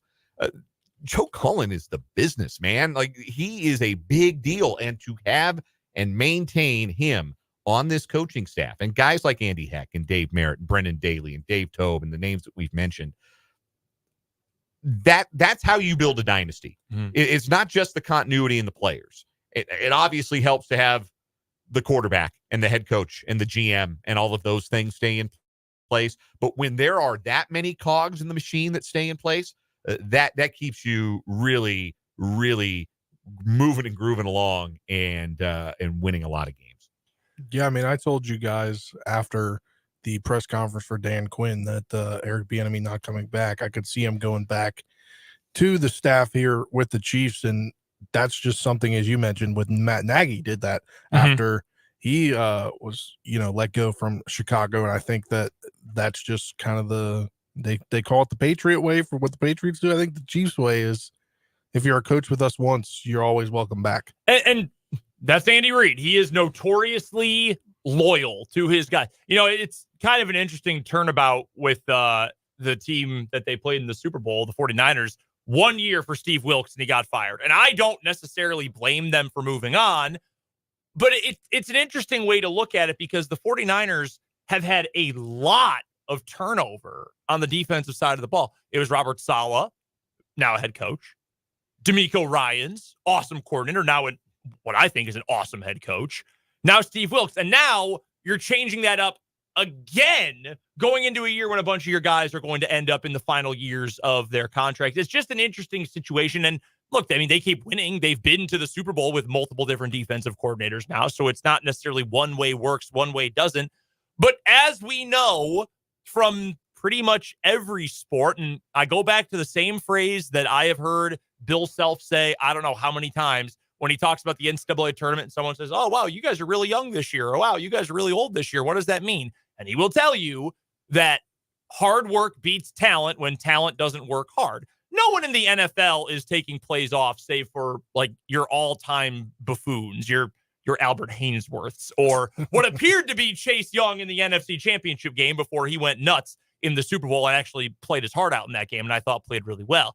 So just having continuity in and of itself does not necessarily mean anything, but I think that's one of those things that can elevate you to the next level. Your Chris Jones point, by the way, talking about Joe Cullen, in the first, what would that have been, 6 years of Chris Jones's career, really good. 3 times was second-team All-Pro, 3 Pro Bowl nods, really good player. He had 1 season of double-figure sacks with 15.5, 2 other seasons where he got to 9. In the last 2 seasons, he's gone into double figures in sacks twice. That includes missing a game this season. He's been first-team All-Pro twice and even got Defensive Player of the Year votes last year. Like, that's what we're talking about. The Joe Cullen difference. So, and having that back-to-back years, that helps him. That helps Derek Nottie, who was next to him for the majority of the year. That certainly helped George Karlaftis become the player who, I think he took a clear step forward this year versus last year. Most definitely. And he was dang good as a rookie as well. Omenihu stepping forward. So you have all these guys who stick together. You know the process. You know the system. It pertains to quarterbacks a lot. That's been the thing with Baker Mayfield. It was the thing with Alex Smith for a long time. If you remember his time with the Niners, how many different coordinators did Alex Smith have? So many. Baker Mayfield has something like 5 different offensive coordinators in 6 years, or 6 and 6, or something like that during his career. We talk about that with quarterbacks. That makes it difficult for them, but it's the same at other spots too. Like, if the Chiefs had changed, if Spags had left before this season, he probably don't win a Super Bowl, but do you think Trent McDuffie would have been as good as he was this year? Do you think he would have taken that same kind of step forward? Hard to say, right? Hard to say. The odds are probably not. There are very few guys who are that good. There are very few guys who are first-team All-Pros. In fact, there are 3 of them who are a corner. 3 of them. And if you want to talk slot corners, there's precisely 1. And that was Trent McDuffie. So having this stick together and be together, it is such a big deal. That's one of the reasons why going into this year, I still thought that Cincinnati was one of your best or your most likely contenders for the AFC crown. And if Burrow's healthy, who knows what the playoffs shake out like if they make the playoffs. But they've had Zach Taylor there the entire time. Whatever you want to say about Zach Taylor, they win. They've had Lou Anarumo for that defense, which has played really well over the last 3 or 4 years. Those things matter. Those things are important. And it's interesting you bring up the Bengals, because I think when we think about the biggest competition for the Chiefs in the AFC over at least the recent history of this run, with respect to what Baltimore did this year, they were kind of a bit of a Jekyll and Hyde kind of team in the seasons before. The most direct threats that the Chiefs have faced in the AFC have been the Bengals and the Bills. And you mentioned it. The Bengals have had a lot of continuity on their coaching staff, but now Brian Callahan is going somewhere else. And it might end up being that Zach Taylor is able to keep things rolling right along in the same way that Andy Reid has when he has lost offensive coordinators. But now the Bengals have to figure out some coaching staff continuity. And the Bills, they've been the exact opposite of coaching staff continuity. They have a different offensive and defensive coordinator right now than they did when the 2022 season ended. They are still trying to figure out the shape that their staff under Sean McDermott is going to take moving forward. And that staff continuity, to say nothing of the roster continuity that those two teams might have some difficulty with. When you look at the list of free agents for this Chiefs team, and we'll talk a little bit more about this tomorrow, but like, this is a team that on offense in particular returns next year largely intact. And the pieces that don't expect to return are not pieces anybody's going to miss. Remember the last time the Chiefs won? Okay, so not last time. They won the Super Bowl literally last year. They're bringing back almost everyone again next year, maybe some tweaks in the wide receiver room. So now they returned many, if not most, and really swapped tackles, but almost everyone from last year.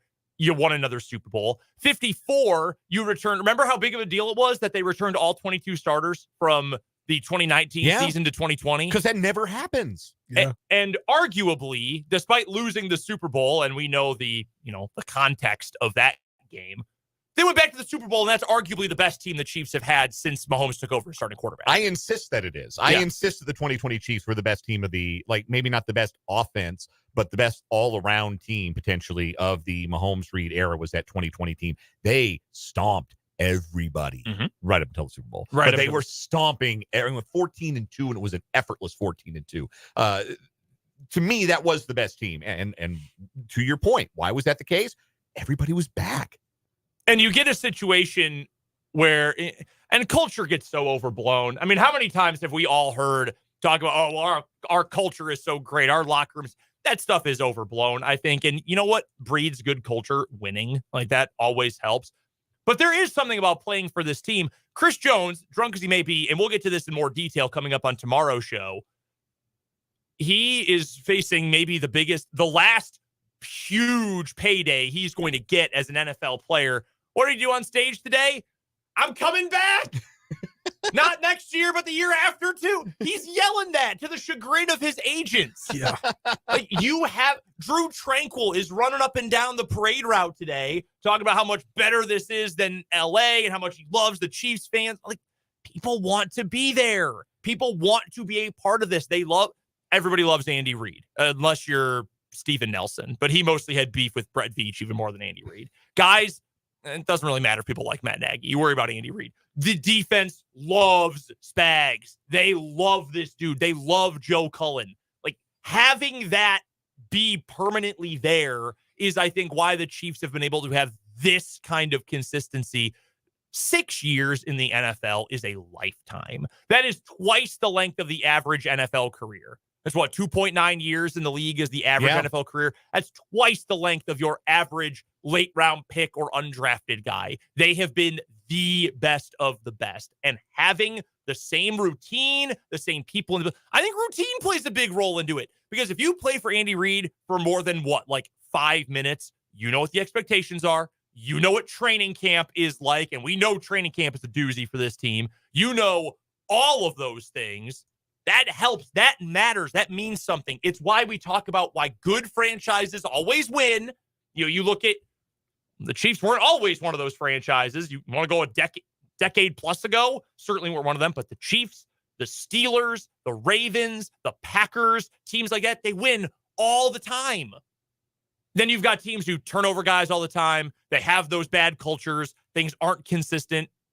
You get the Browns. Losing, the Cardinals. The Lions until the last 2 calendar years. Losing teams lose, and it takes powerful forces of culture, again, for lack of a better term, to change those losing ways. It didn't change for the Chiefs until they brought in Andy Reid. Mm-hmm. To your point about the Lions, it didn't change until they brought in Dan Campbell. Like force of nature type of leaders. And obviously Campbell and Reid, I think, do it in a pretty different way. I think that much is pretty obvious. But for Reid, it's always been about attention to detail and attention to the little things. There was a great piece in The Athletic about the attention to detail, to the point where he notices if you're wearing the wrong shoes. He notices if you're wearing black socks, and you don't wear black socks because black is a Raiders color. You don't wear black socks to practice, even if they're ankle highs. You better have a different color sock. And he notices if the ice cream at the team hotel is not Haagen-Dazs, because if it isn't Haagen-Dazs, it isn't ice cream, according to Andy Reid. I'm a Bluebell guy myself, but okay, that's I'll eat anything. You put ice cream in front of me, I'm going to eat it. I don't care what the company is, any of it. I'm eating. I'm not super picky about it either, but if I were getting to choose, I would say sure. I need the Bluebell. Listeria and all. I need the Bluebell. Ben and Jerry's. Okay, yeah, Ben and Jerry's got some fun flavors too. You get a pint of that, then get it cracking. But no, for Andy Reid, it's Haagen-Dazs. And if it's not Haagen-Dazs, it's not ice cream. And it's just those things, the routine, the attention to detail, that permeates an organization, whether it's a football team or it's something else. If you're paying attention to the details in that way, you're probably successful. You develop successful habits. You develop winning habits. And the Chiefs are a team with a lot of winning habits. Even though this year we saw some losing habits start to creep in a little bit with the drop passes and with the penalties. And who were those guys? Mostly guys who hadn't been in the organization that long, right? First-year guys, second-year guys. Kadarius Toney, year-and-a-half guy in the organization. But the longer you're around this, the more you start to notice those details, pay attention to those details. The details become habits. They form habits. And that's how you win. And that's how you keep winning. That's how you win 3 Super Bowls in 5 years. Spencer, do you have any other teams you'd like to enter into the names of bad franchises that lose a lot? Do you have any others? You mentioned the Browns and the Cardinals and the Lions. Commanders. You're a bigger man than me. I would have just said, let's go to commercial break. For now. Things For are now. changing. New ownership. There you go. Have to change the culture. After Dan Snyder's gone, you got to rid everything of that franchise, including the name. Yeah. And then maybe things will take a turn. Maybe, are we doing like BS and AS before Snyder, after Snyder kind of thing? Maybe during Snyder, more so than before Snyder. Coming up on the other side of this break, we'll talk a little college hoops, and Tim Fitzgerald will join us later on this hour on 580 Sports Talk.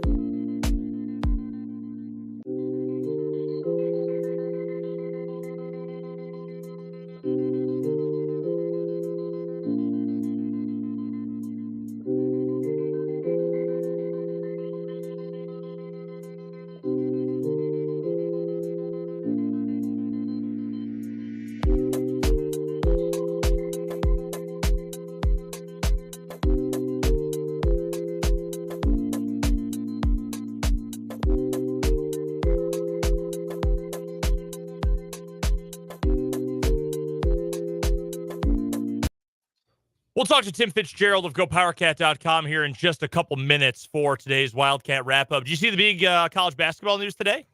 Yes. Chris Holtmann out at Ohio State. By all accounts, a really, really, really nice guy. That, as I tell you all the time, if that is the first line of your performance review, you probably are going to get canned. So he took Butler to the tournament 3 straight years, and then he took Ohio State to the tournament, I want to say the first 3 years, would have been 4 if not for COVID. So, yeah, 4 of his first 5 years at Ohio State, they went to the tournament. The year they didn't go to the tournament, they were a top 20 team when the season stopped. They are, since then, 9-25 in Big Ten play, and that's not going to cut it. What, at a program of that size, like, Ohio State has the money, they have the resources, they've had very good teams before, but let's be realistic, they're not Kentucky or Kansas or North Carolina or something like that. The expectations are still higher, though, than never gotten out of the first weekend of the NCAA tournament, because a lot of tournament berths eliminated round of 32. No postseason. First round, lost to a 15 seed, round of 32, and now 9-25 since then. I don't know what kind of coach they're going to be able to get. There have been rumors that Sean Miller will be in the mix. I saw Nate Oates' name get thrown out there. Lamont Paris at South Carolina. I just saw big old Bob Huggy's name floating. Nah, it's not happening. I would love it. I would love to see That's not happening. Huggy Bear Also back his out there, name but for potential Louisville too. I don't think you can touch him at this point. Like, I love the guy. Yeah. But, man, like, he was driving around with dozens of empty beer cans on the floor of his van and cursing out and using slurs on talk radio in Cincinnati. Like, I feel like that's poison at this point. And it makes me sad for him more than anything else. But, yeah, I just don't feel like that's possible. It is kind of wild, though. Like, you look at the history of Ohio State. This is kind of how it goes. Like, their last 3 coaches before Chris Holtmann. Randy Ayers had a number 1 seed back-to-back seasons in 91, 92, and then went 5 straight years missing the tournament before they finally let him go. Jim O'Brien, 4 straight tournament berths, then 2 seasons in the Big Ten, going 13 and 19, gone. Thad Matta got them to a Final Four. He did. Yeah, into a national title game in 07, and into a national semifinal again in 2012. They were the number 1 seed twice. What happened in that game? Tell us. They lost to Kansas. KU beat them down. Thad Matta missed the tournament in 2016 and 2017 and went 500 in the Big Ten combined in those 2 years, and he was out of there. So that's about what they're willing to tolerate. 2 seasons you missed the tournament back-to-back. Yeah, man, it's curtains. That's kind of the standard there at Ohio State. Now, I have no idea how good that program should be. I think high school basketball in Ohio is generally pretty good. I mean, I think so. Like very good. LeBron James. Yeah. From Ohio. Like, they got some talent there, no doubt. Cleveland, Cincinnati, and Columbus are all big cities. Yeah. And like, we think of it as a football school, but you can be good at both. There's no reason you can't expect to be good at both when you're, the flagship institution. You have the NIL resources that Ohio State obviously does. And support. Yeah. Check out their football program for proof of that. It should be better than this. So I'm sure they'll be able to attract a pretty good coach. Lamont Paris makes a lot of sense. It took him 2 years to get South Carolina really cooking with gas again. By the way, KU didn't really beat down Ohio State. KU won by 2, but wins are wins. Coming up next, Tim Fitzgerald joins us on 580 Sports Talk.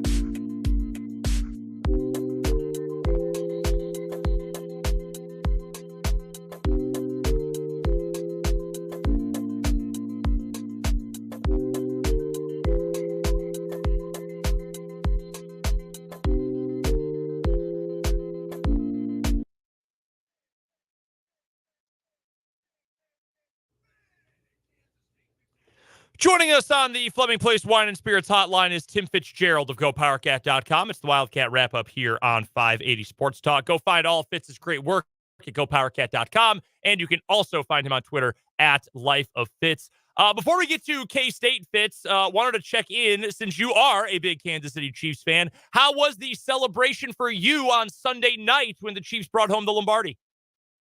Well, it was late, so I was in bed by the end of before the end of post-game wrap-up.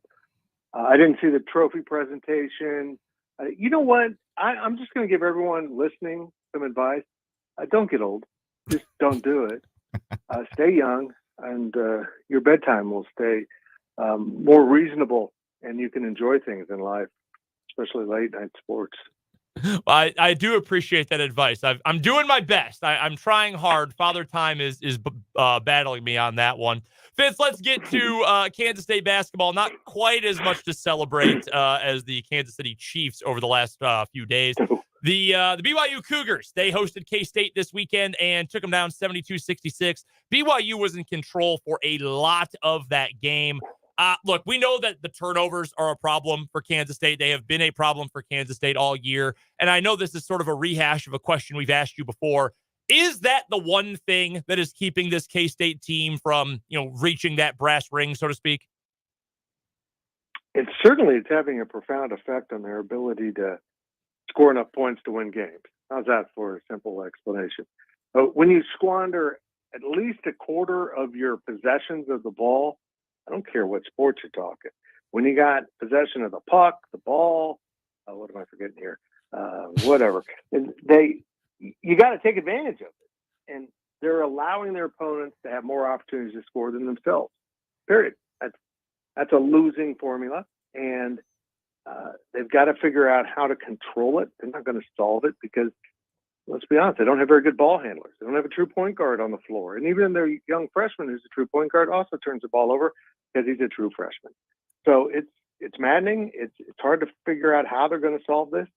But I just as a general rule of thumb, beyond the turnovers, I don't see them valuing possessions enough.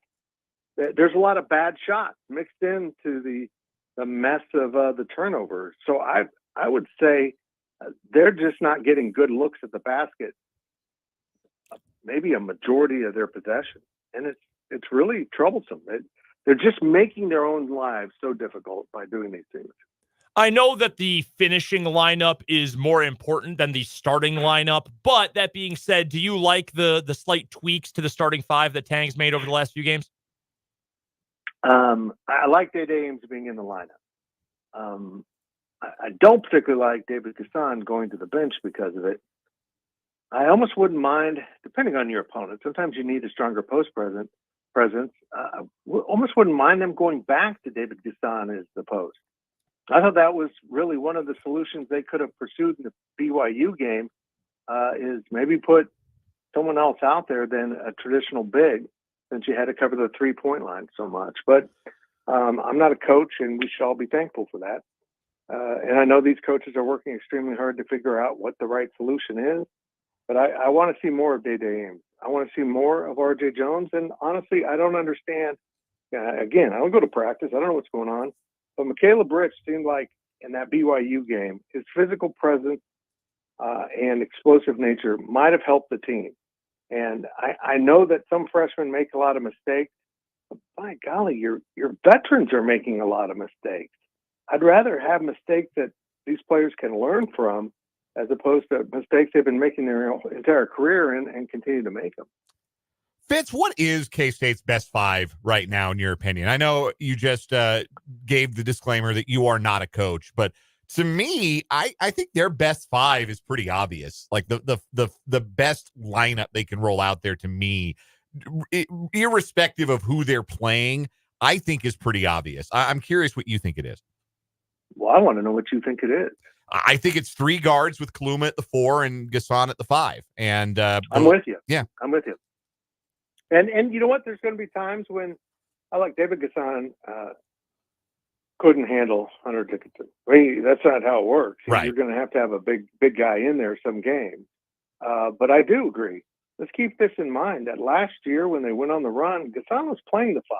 And I know they want to move him out on the wing, but he's not an effective three-point shooter. And they don't rebound particularly well. And oddly, I think by getting another guard on the floor, you will rebound better in some areas because they're getting beat on a lot of balls that anyone can get. That's another problem. Coach mentioned it. I think it was after the Oklahoma State game. They got beat to almost every loose ball.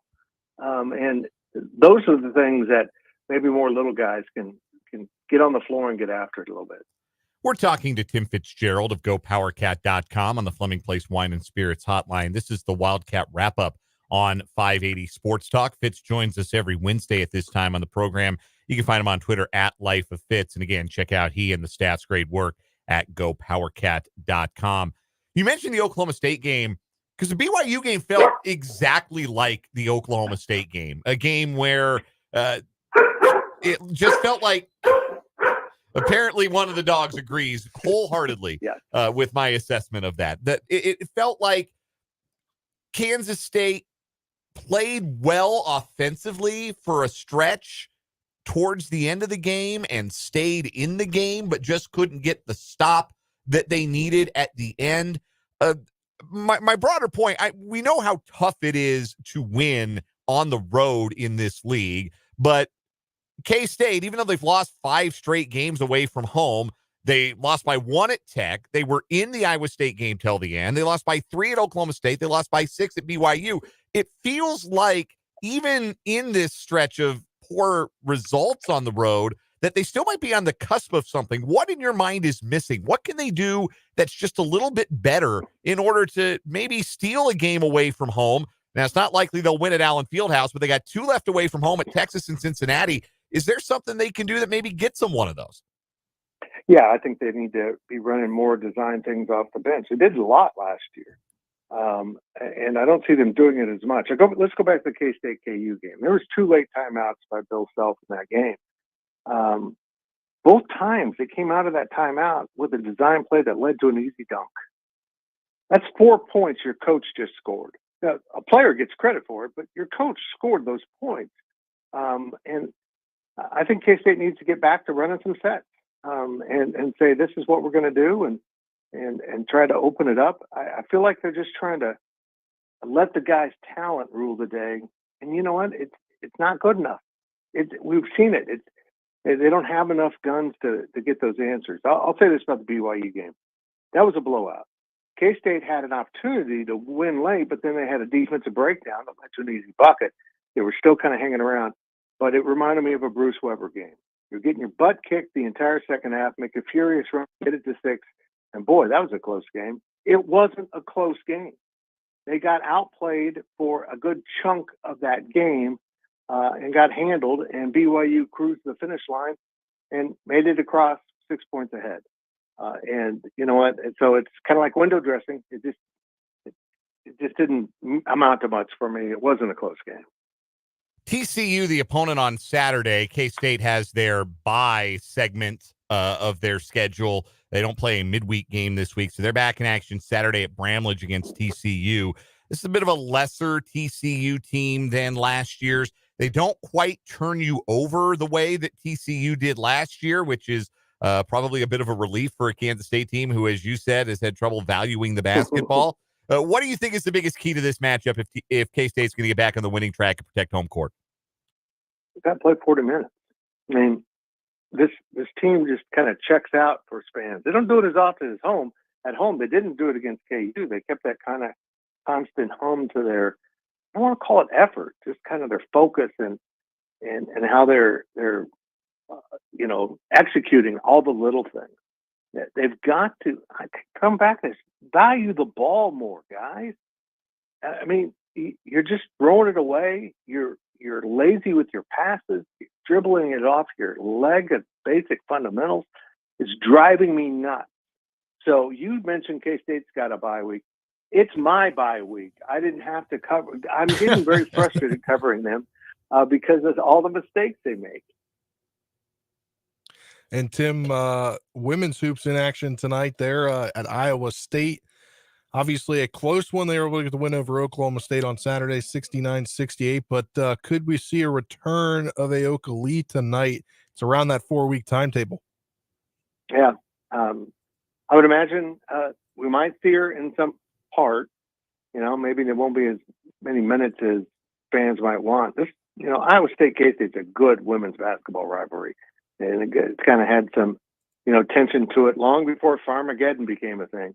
This is a really good test for them, whether they have Yoki back or not. And if they do, maybe they can start working her in and get back on track to the team that they can be. They've weathered this storm exceptionally well. I knew that week when they went to Oklahoma and Texas would be a challenge. They lost both, and now they've moved on, and they're still in the top 10 without her, and that's impressive. And let's see if they can regroup once they get her back. Maybe that's tonight. Fitz, do you think that Jeff Mitty's got a Final Four caliber-ish team, like a late second weekend Final Four kind of team? Yeah, I do.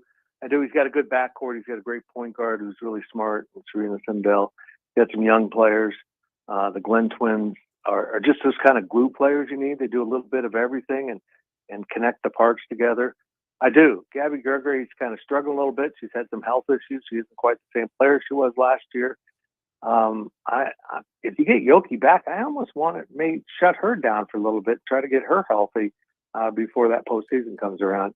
But again, guys, thankfully I'm not a coach because I would be a witness coach, but our uniforms would be sweet. We'd have really nice uniforms.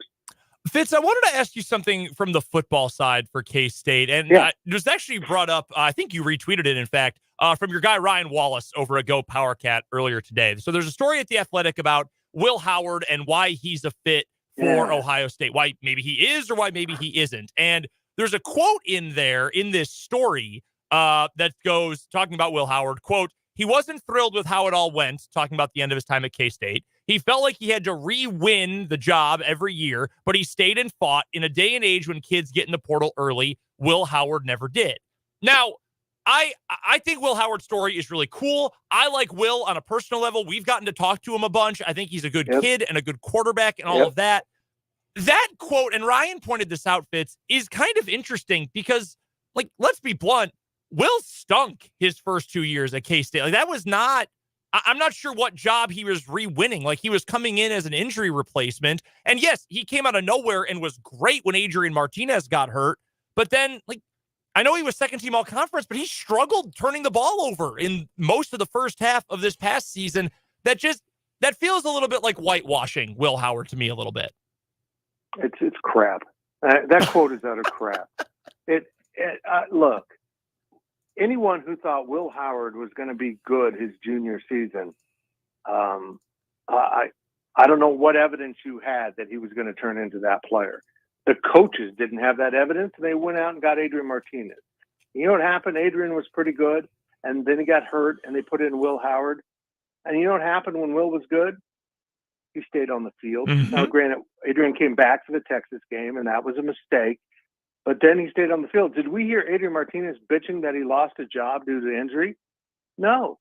Will was playing better. He got to play. And I think the opposite happened this season. Avery Johnson should have been the starter after what he did at Texas Tech. He should have played at Oklahoma State.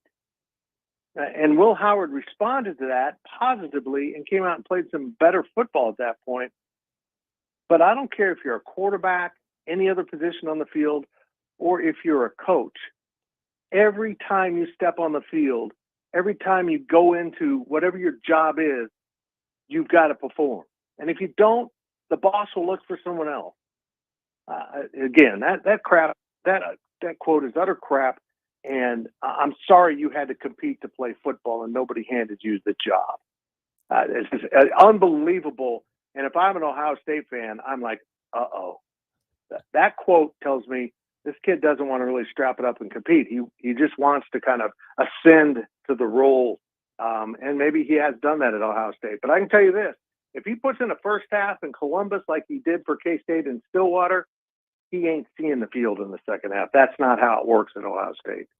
I will tell you this, talking about not having a whole lot of confidence in him going into his junior campaign, I said some very mean things about him, and I'm glad that he had played well and had a great K-State career. I may have said, like, maybe he can fight for a job at Bowling Green at some point. That's maybe something I said. Tim Fitzgerald is the publisher of GoPowerCat.com. It's part of the 24/7 Sports Network. Go check out his great work there. Follow him on Twitter. That's a must. Over at Life of Fitz on Twitter. As always, Fitz, we appreciate the time. We'll talk to you soon. Tell the pups we say hi. Thank you for getting my blood pressure up. Love you guys. That's Tim Fitzgerald from GoPowerCat.com. He is absolutely the best of the best. Coming up in the 5 o'clock hour of 580 Sports Talk, we will get you the updated press availability from the Kansas City Police Department. As soon as they go live, we will interrupt the national news if needs be. We will hear from the KCPD following the shooting today at the Chiefs Championship Rally. We've also got some more 580 Sports Talk coming up right here on 580 WIBW and FM 104.9.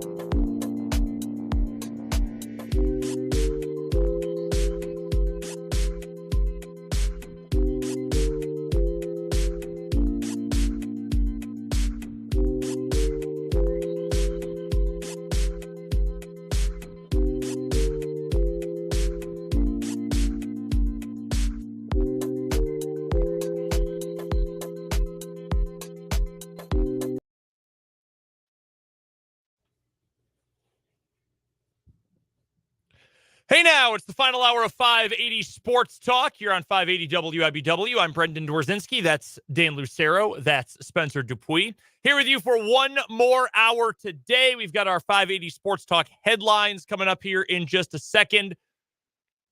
We will also get you some more from the Kansas City Chiefs today. We will update you as soon as we have the video and the audio, video for us, audio for you, from the Kansas City Police Department press conference that is coming up. They will have the latest on the shooting from the Kansas City Chiefs Super Bowl parade and rally earlier today. Just a tragic, awful, sad scene from Kansas City on what should have been a day for nothing but celebration.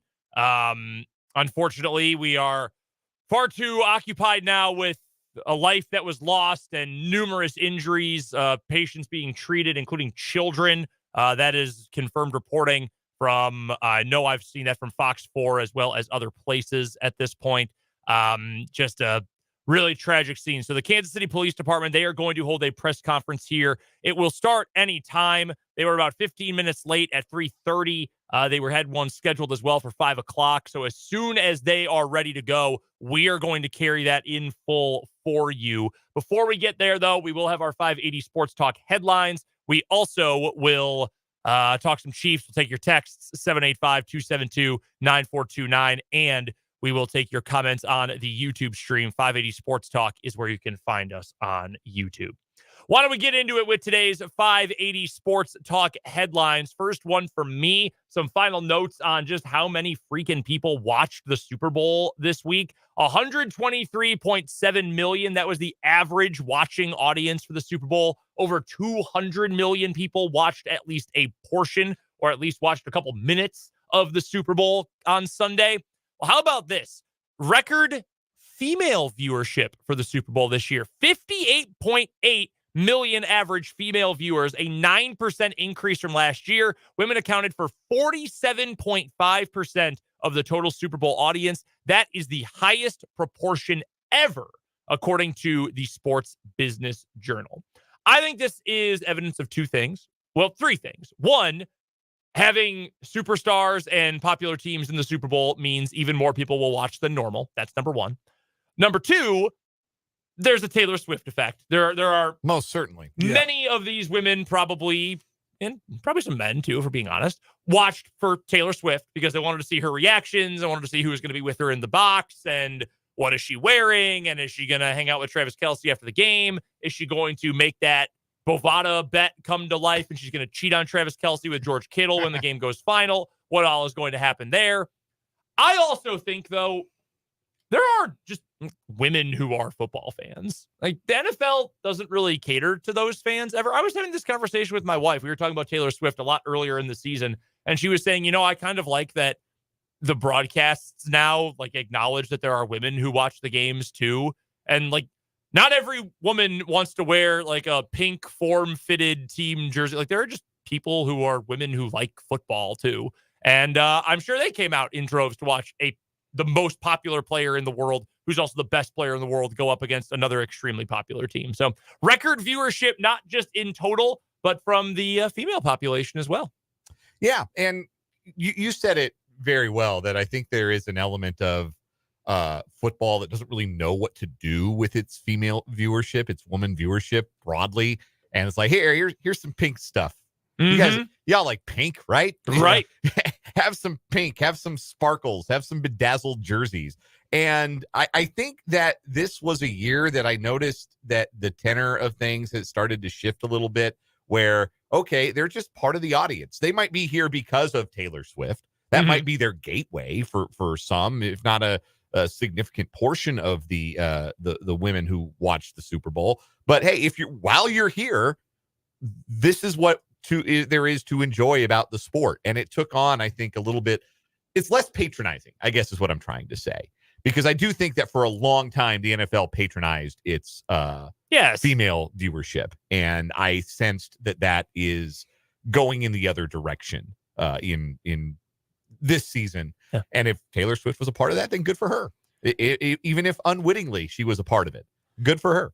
It is crazy how many people watched at least part of the Super Bowl. In total, it ended up being, and I didn't do the full math yesterday, I'm doing it right now, though, roughly at some point, 61% of the U.S. population watched the Super Bowl at any given time. That's crazy. What did the other 39% do, do you suppose? I have always wondered that because I've had these conversations with my wife, too, who loves sports. She really likes football, very into sports. Maybe not quite as much as I am, but is very into them. And I said, I don't get it. Like, what are these people doing? Well, not everyone likes football. A, why? But B, like, what else are you doing? What else is going on Sunday that you could be doing? So I talked to my brother yesterday. My brother's birthday was yesterday, and my brother is a sports fan. He does not make his living in sports like I do, but he played college sports. He played briefly minor league baseball. He played professionally. He did. He's a sports fan, and he likes baseball, and he enjoys football. He enjoys watching football. I was talking to him yesterday. He said he went over to my parents' house. They live closer than I do to my parents, and he went over to watch the first half of the game, and then he says, "Yeah, my wife and I went home. Wasn't a great first half. We watched something else, and then I checked my phone and said, "Oh, game's getting good," and turned it back on in the fourth quarter, and it sprained my brain. That would to me too. To think of like you did something. What? You did something else? Yeah. I've only ever turned off a Super Bowl twice in my life. One time, the final 20 seconds, Super Bowl 49. I didn't need to see that. Yeah. The other time was the Broncos-Falcons Super Bowl, which was such a dog's breakfast that my dad turned to me and said, "Hey, do you want to play Madden instead, like during the third quarter?" And I said, "Yes, I would like to do that." So we played Madden instead. That's it. Like, it's unfathomable to me not to watch the Super Bowl. But again, like, obviously, I'm a person who cares about sports so much that it is my career. And I understand it's not that way for everybody, but it is still like, man, that's the thing that everybody is doing. Why would you not do that? Right.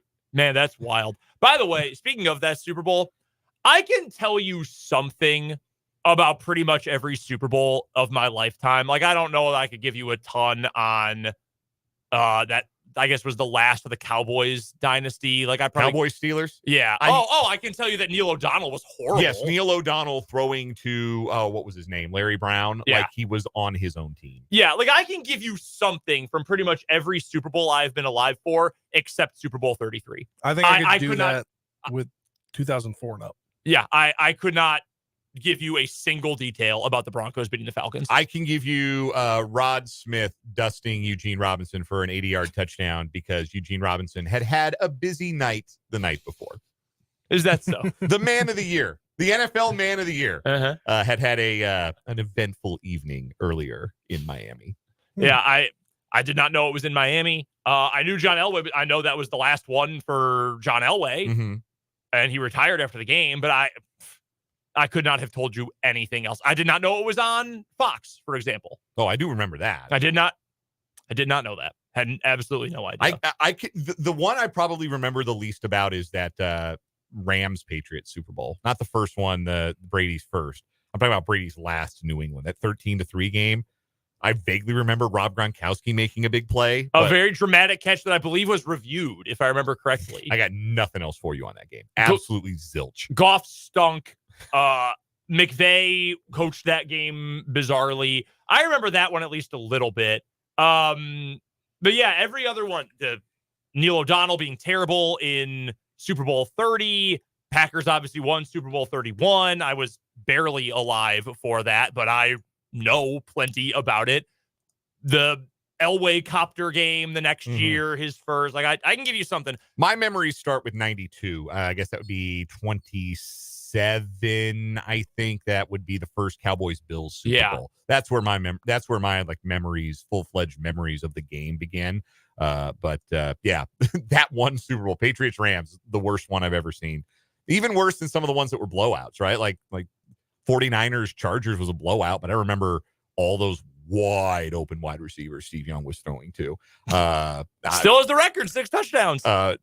Ravens Giants was a blowout, but I remember just the Ravens defense doing what it did, and an eventful night for Ray Lewis the night before in a different way. Yes, very eventful. So yeah, some of those, like, it's Patriots Rams. It's the most forgettable Super Bowl. Like, and honestly, like, Rams Bengals, I remember like Aaron Donald taking over at the very end, but that was I said it at the time too. This is going to be such a forgettable Super Bowl because these teams are just kind of in it randomly. It's the most random pairing of two teams.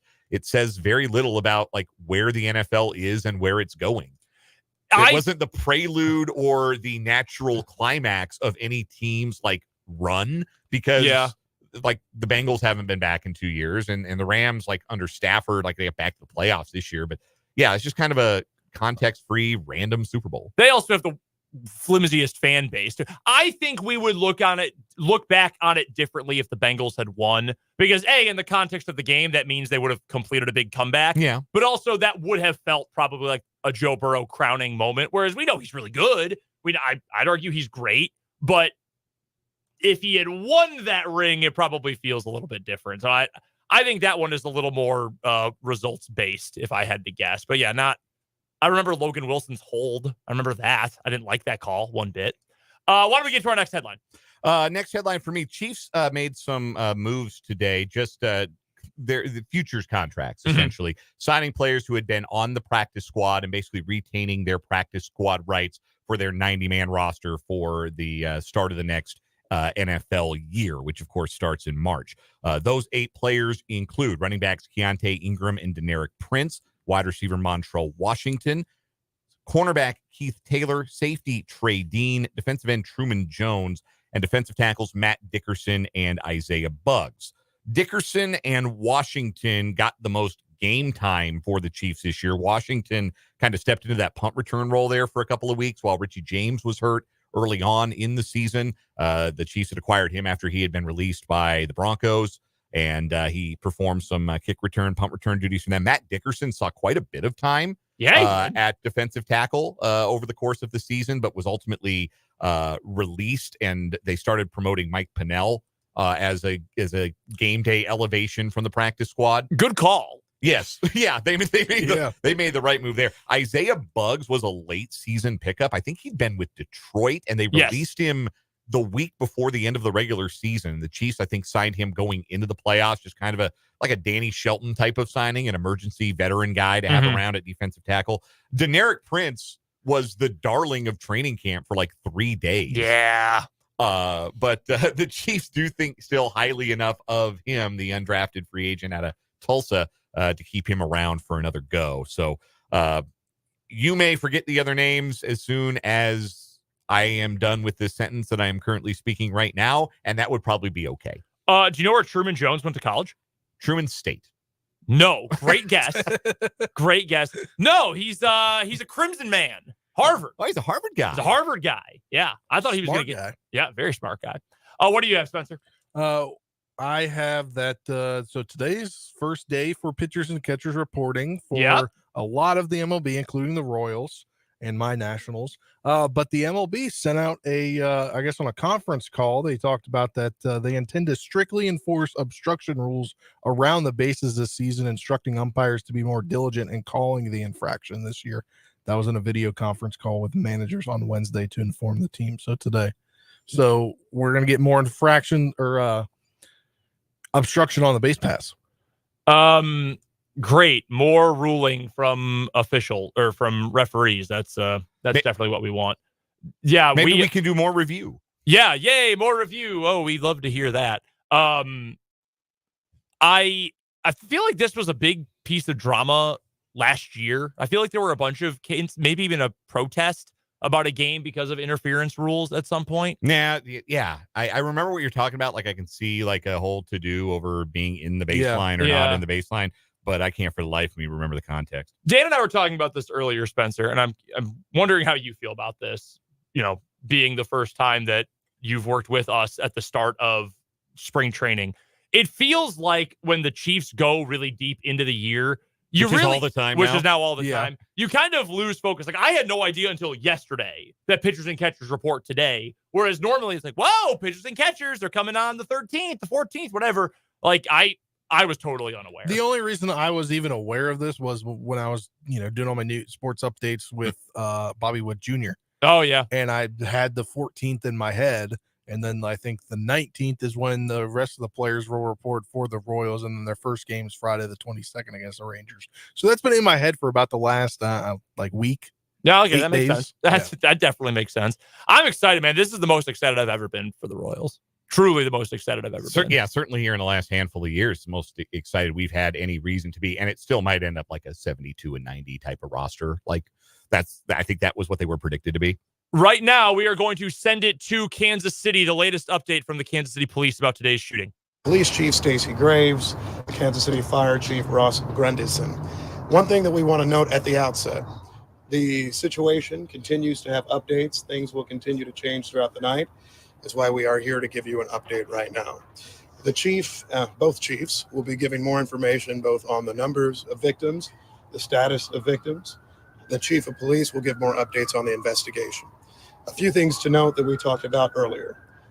In terms of who was in danger, what existed, it is my view, as someone who did have to run at the sound of shooting, that there were a number of people who were, in the very least, caught up in the incident in some way.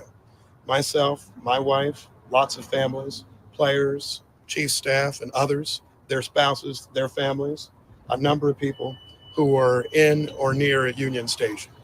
So many people have been touched by this incident, and we recognize that. We also pray not only for the victims, including the decedent that was discussed earlier and their family, but also the victims of the shootings right now, who we hope are recovering inside our hospitals. We'll continue to give you updated information. At this point, we've talked to our federal partners. We have also talked to the Kansas City Chiefs. We will be talking to the National Football League and others. More so just to hear that all are safe who are with those institutions. And we continue to hope that all of those who were impacted are safe. To the extent you have information about suspects or others, we do encourage you to call the police. However, if for whatever other reasons you have information about the incident, we will be looking to share that through different methods. So if you have information about the incident, suspects and others, please call the police. If you're looking for other information, we'll try to continue to give you regular updates. I'll say this final thing, and then we'll come back for questions at the end. Today was tragic for everyone who was part of it. I had the chance to talk to my wife just a moment ago, who said we became part of a statistic of too many Americans, those who have experienced or been part of or connected to a mass shooting. That is something that I hope we all recognize is highly problematic for all of us. I continue to commend our police officers, our firefighters, and others who were there to respond instantly. But we also need to figure out a way to make sure that things like this stop happening in our country. With that, I turn it over to the Chief of Police, Stacy Graves.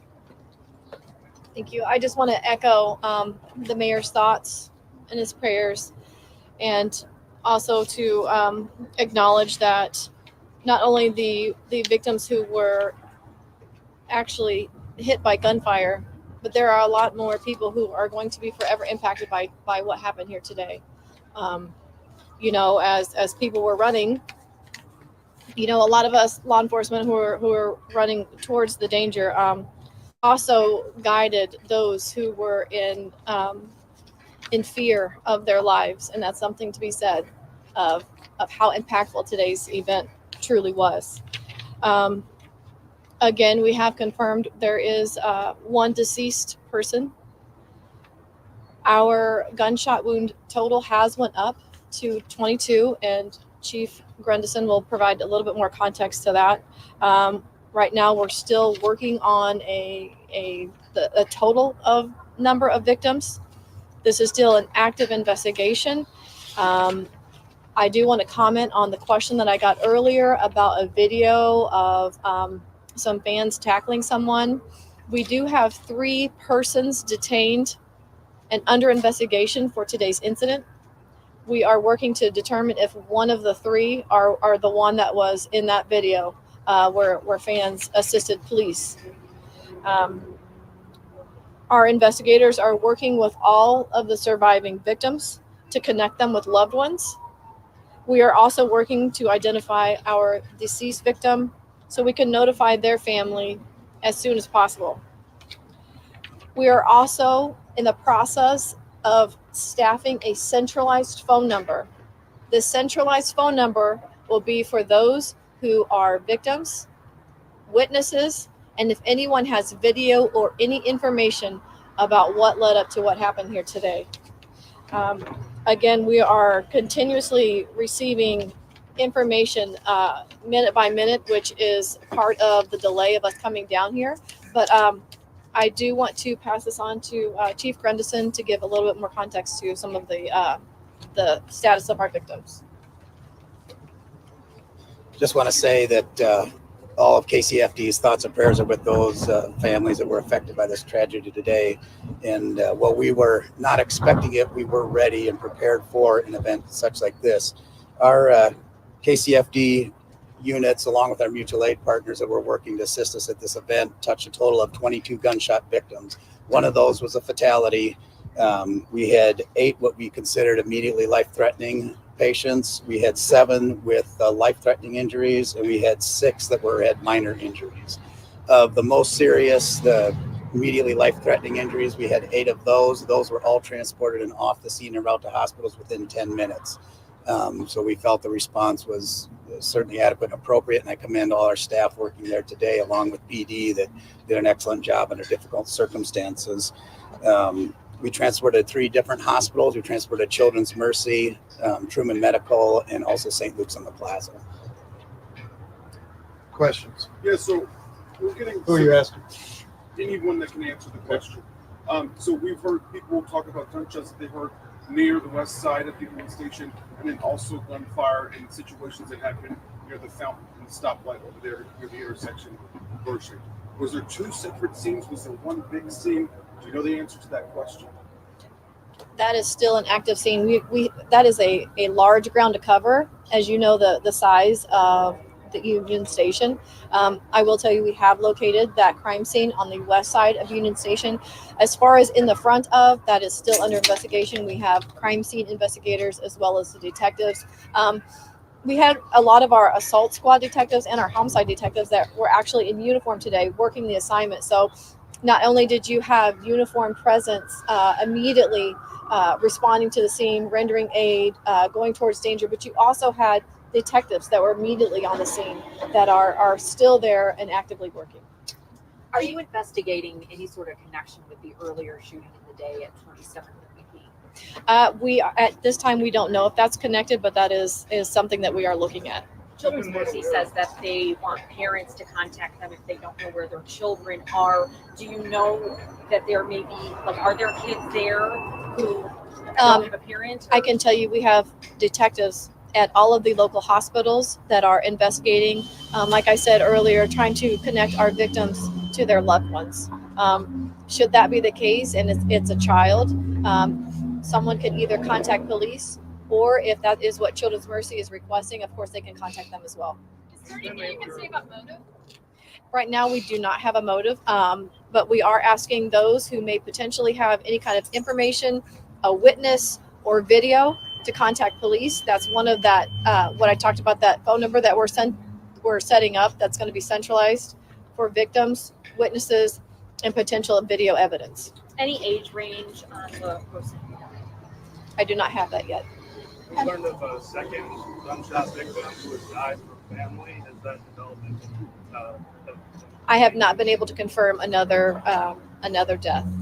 You mentioned that there were some victims taken to Children's Mercy Hospital. I understood from staff at Children's Mercy Hospital that they received, they have 9 shooting victims, and it's possible that one of them was an adult. Do you know how many children were shot, if it was 8 or 9? And when we're talking children, are we talking about little ones or 17-year-olds? Do you know, Chief? Children's accepts patients up to 17 years old. Children's accepts patients up to 17 years old, and but we do not have that information currently on the exact ages of the patients that were transported. Yeah, I mean, Children's confirming we did transport to Children's Mercy, but we do not have the ages of those patients. Mayor, how scary. You had over 800 officers deployed to work this parade, to work outside of Union Station, and still in a matter of moments, 22 people were shot. I mean, that's what happens with guns. I won't get in a big debate right now. I think we're still doing an investigation, but I mean, what you saw happen was why people talk about guns a lot. We had over 800 officers there, staffed, situated all around Union Station today. We had security in any number of places, eyes on top of buildings and beyond. And there still is a risk to people. And I think that's something that all of us who are parents, who are just regular people living each day, have to decide what we wish to do about it. Parades, rallies, schools, movies, it seems like almost nothing is safe. And we had hundreds of law enforcement there working hard today. And I do want to echo what the chief said, who are running towards danger. But in a matter of seconds, someone who wants to disrupt anything, someone who wants to create any type of situation, or someone who is very simply reckless can change not just one life or two lives, but almost 24. And that to me is absolutely devastating. And it makes me feel vastly more concerned as a parent just in the world today, thinking about them. Chief Graves, Can you just tell us more about how you were able to detain those two individuals who clearly caused so much harm? What was the question? Can you tell us more about how you were able to take those two suspects into custody? Uniformed officers were on scene. I don't have all the information of exactly what they witnessed, but there was a pursuit, apprehension, slight injuries by our officers taking someone into custody. But as far as you're directly answering your question, I don't have that information right now. Chief Graves, you have two gunmen in custody. You were talking about weapons earlier. Can you tell me how many and what type of weapons were involved?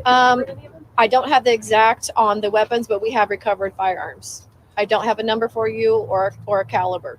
We have recovered firearms. At least one.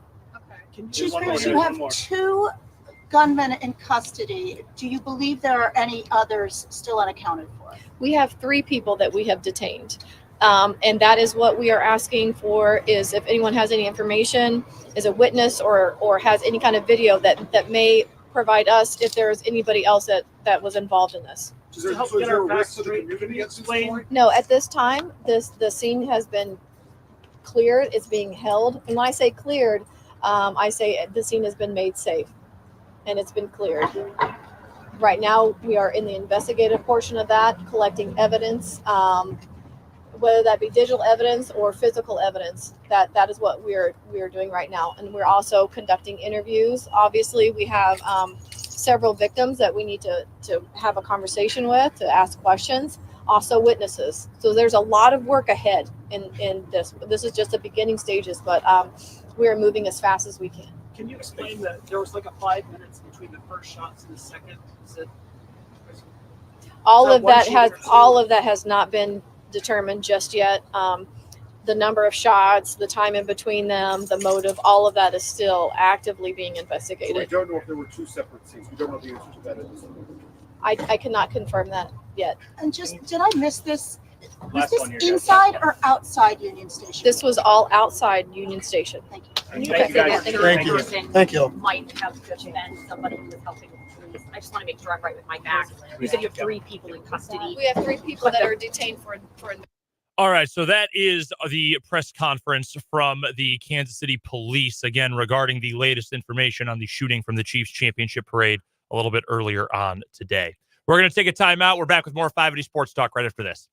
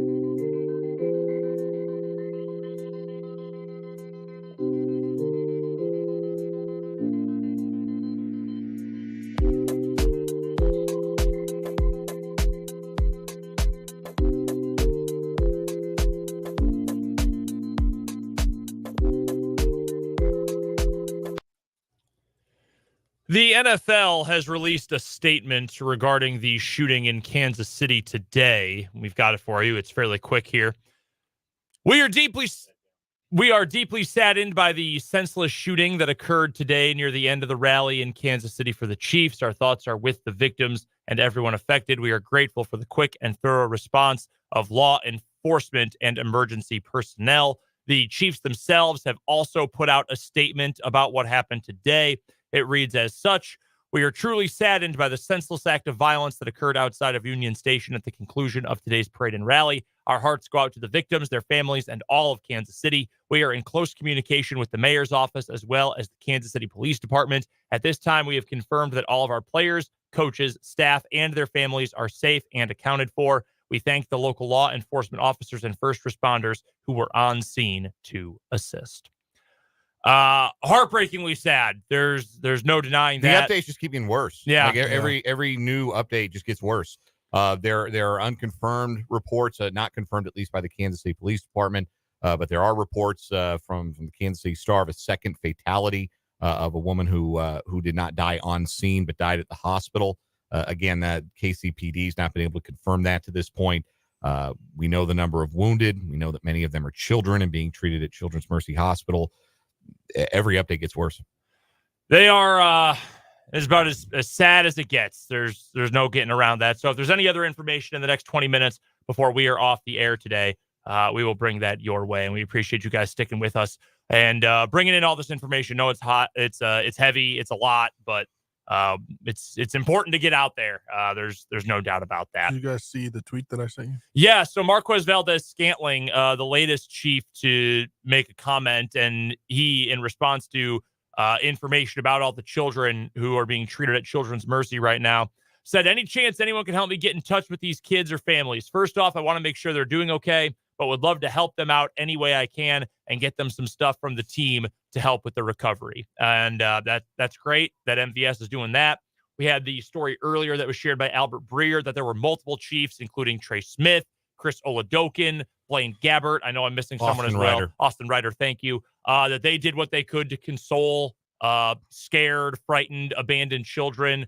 Andy Reid consoled a young male at one point, a high school student from the Kansas side of the border who was running from gunfire and had gotten injured and was consoled by Andy Reid. I mean, it's just, you see the good in people. Like you see the good hearts and the goodness of people in moments like this. But the sad thing is we never should have gotten to a place where there was a moment like this. And that's, I'm not going to go any further into anything beyond that because I'm frankly not interested in having that discussion right now. I just, I feel awful for the families who have been affected by this, for those who have or may have died and their loved ones, anyone injured, anyone just terrified, traumatized by this. And on a day that should have been nothing but celebration, it's just, it's hard to stomach. And maybe this is the day that it hits the closest to home for you, the listener, because these things, you always think that something like this is going to happen to someone else, but the victims are never someone else. They're somebody's son, daughter, mother, father, friend, brother, sister. And it's easy, I know sometimes, to look at it from a remove. We have to, because it happens so often. Just today, there was a report of gunfire at a mall in Florida that shut down the mall. And there was a shooting outside a high school in Atlanta, in the Atlanta area today as well. Just today. That's today. That is February 14th, 2024 in the United States of America. There was also another shooting in Kansas City this morning, which they're still working to see if it's connected. Right. Yep. They mentioned that in the press conference. But the point I'm trying to make is that it's easy, because it happens so often, to kind of steel yourself against it and to be, I think we get almost numb to it after a while, which is scary and dangerous. But then there are the ones that crack through that veneer because they are so close to home. And maybe you today experience that feeling of maybe not knowing if a friend or a loved one or a relative who was at the parade made it safely home. And maybe you still don't know. And maybe you're still awaiting word, and God forbid that's the case. We hope it is not, but I just, we get numb to these, and then there are the ones that, like, for me, I grew up in Aurora, Colorado, and if you know Aurora, one of the reasons you probably know it is because of a mass shooting that happened there, that happened at a movie theater I grew up 5 minutes from, that I could have walked to from the house I grew up in. A shooting that took the life of somebody I went to high school with, a member of my graduating class. That was the one for me, and maybe this is the one for you, the one that finally hits so close to home that you say, "Hey, enough." Should be. It should have been a long time ago. We need to get to another timeout. We'll come back. We'll talk a little Kansas City Chiefs after this on 580 Sports Talk. I had to say something.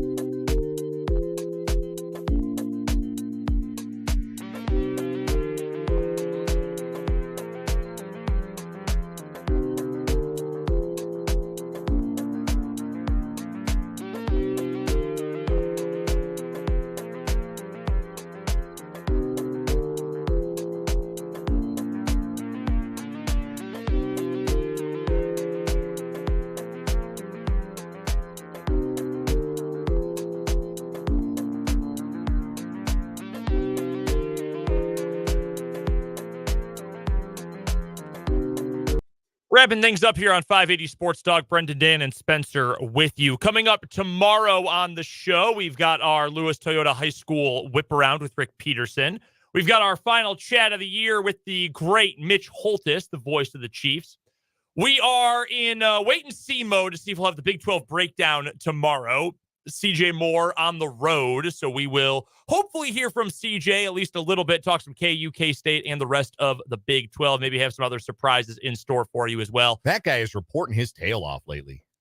Here's the thing. Yeah. We always say nice things about the folks we have on our show because they're our friends. Like you say nice things about your friends. We tell you, like, go check out what these guys do and all of their work. It's not just as a favor to them. Like, we think it's good. CJ, for my money, is the best feature reporter in college basketball. The Athletic employs a lot of talented people. There are good beat reporters, guys who are, regional. No one is better at their job than CJ Moore. His reporting, you might remember the KJ Adams story about him and his mom last year.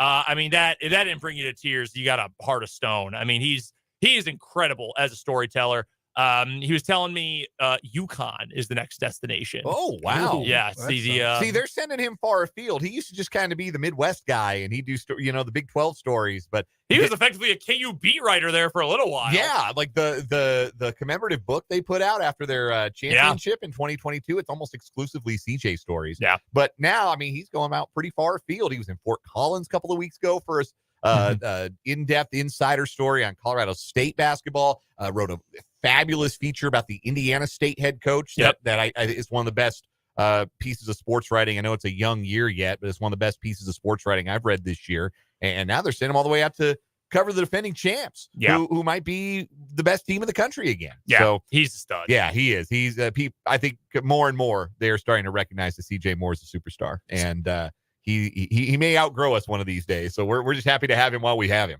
So just know when we tell you, hey, go check out so-and-so's work, do it because it's really good. Like that's like Fitz. Fitz has been around for so long. Great at what he does. So tied in. Yeah. I appreciate him joining us. Michael Swain is the best KU beat writer. And frankly, I don't think it's close.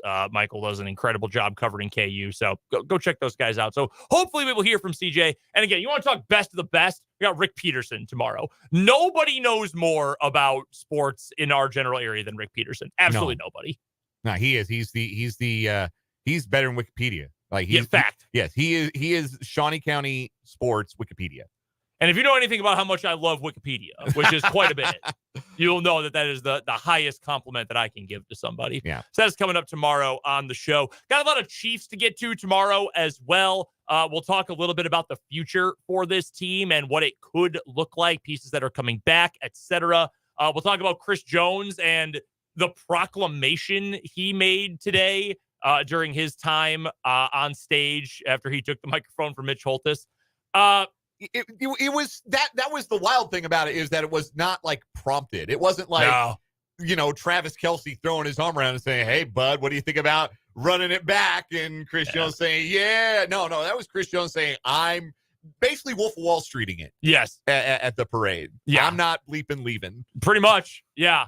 And I hate to bring the mood down again. Like I understand that it's hard to talk about, hey, remember how fun that parade was today, understanding the gravity of what happened afterward. But, in the spirit of trying to, talk about the fun stuff here and give everyone a little bit of a reprieve from how dark of a day it's been.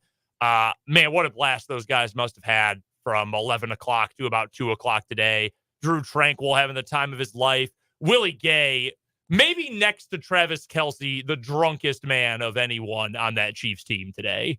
He laid down in the middle of the street without a shirt on and a bottle of Henny. He was the one who tweeted right before the final game of the regular season, the final home game of the regular season, like, dang, this might be my last time at Arrowhead. It was, I guess we know what his future plans are, what the Chiefs are planning for Willie Gay's position. He was going to enjoy this end of the season as much as possible. By the way, he low-key, maybe not as splashy as Leo Chanel. Very few guys were. Willie Gay played pretty well in the Super Bowl, too. He had a couple of big stops on the sideline. He was determined to live it up for what was probably his final championship parade with the Chiefs. Yeah, he had himself a good time. Isaiah Pacheco carried around a small barn animal for a portion of the parade. Where did he get that? Where did he get it? Whose is it? Is it his? I can't imagine so. Where are you keeping a goat in Kansas City?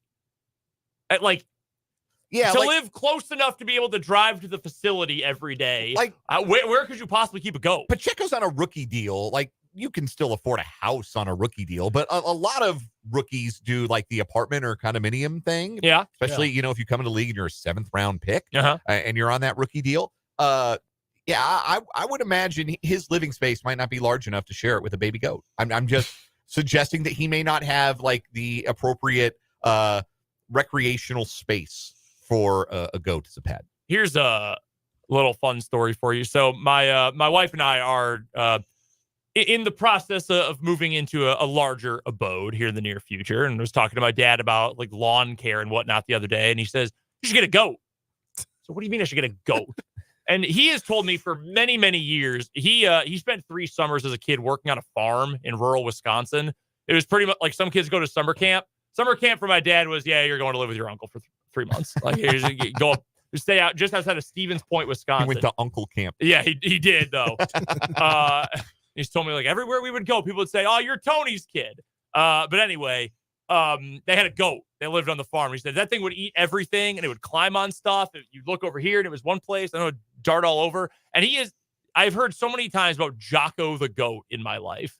And now he was trying to insinuate that I should get a goat as well. Unlike Isaiah Pacheco, though, I don't think I have space for one or need for one. Yeah, I don't know. Like, we've got a lawn, my wife and I don't think we have goat room. I don't know what goat room is. I know. Yeah. They need like a whole pasture, or are they I would think content with like a little dog run? Little pen. They kind of roam, right? I would think they would need plenty of space. Maybe we can book a goat expert for the show. Safe. If the Royals aren't doing very well come mid-May, we may need to. Coming up on the other side of this timeout, we'll wrap up this edition of 580 Sports Talk with the final word.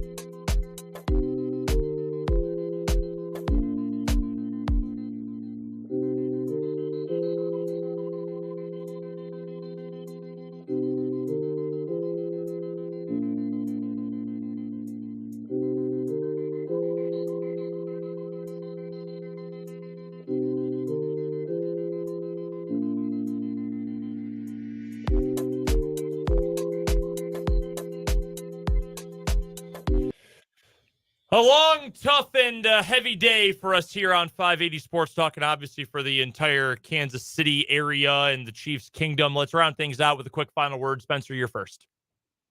Maybe I should turn my mic on. That might help. Be a good start. Hard to have anything else to say, but prayers to everybody that had their lives unwillingly touched today.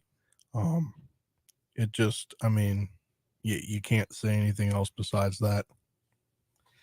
Yeah, as many as one people died today at a Super Bowl parade. 6 years ago, 17 kids got killed at Parkland, in Parkland, Florida, at Marjorie Stoneman Douglas High School. 10 years before that, 5 people killed, 21 hurt in a shooting on campus at Northern Illinois University. That's just February 14th in history in the last 14 years, 16 years in the United States. If we all agree that this sucks, if we all agree that it should stop, why can't we all agree to stop it? Yeah, final thing. I mean, you guys have covered it. It's just there was no need for a day like this to be this sad, and a day that's supposed to be about fun and celebration.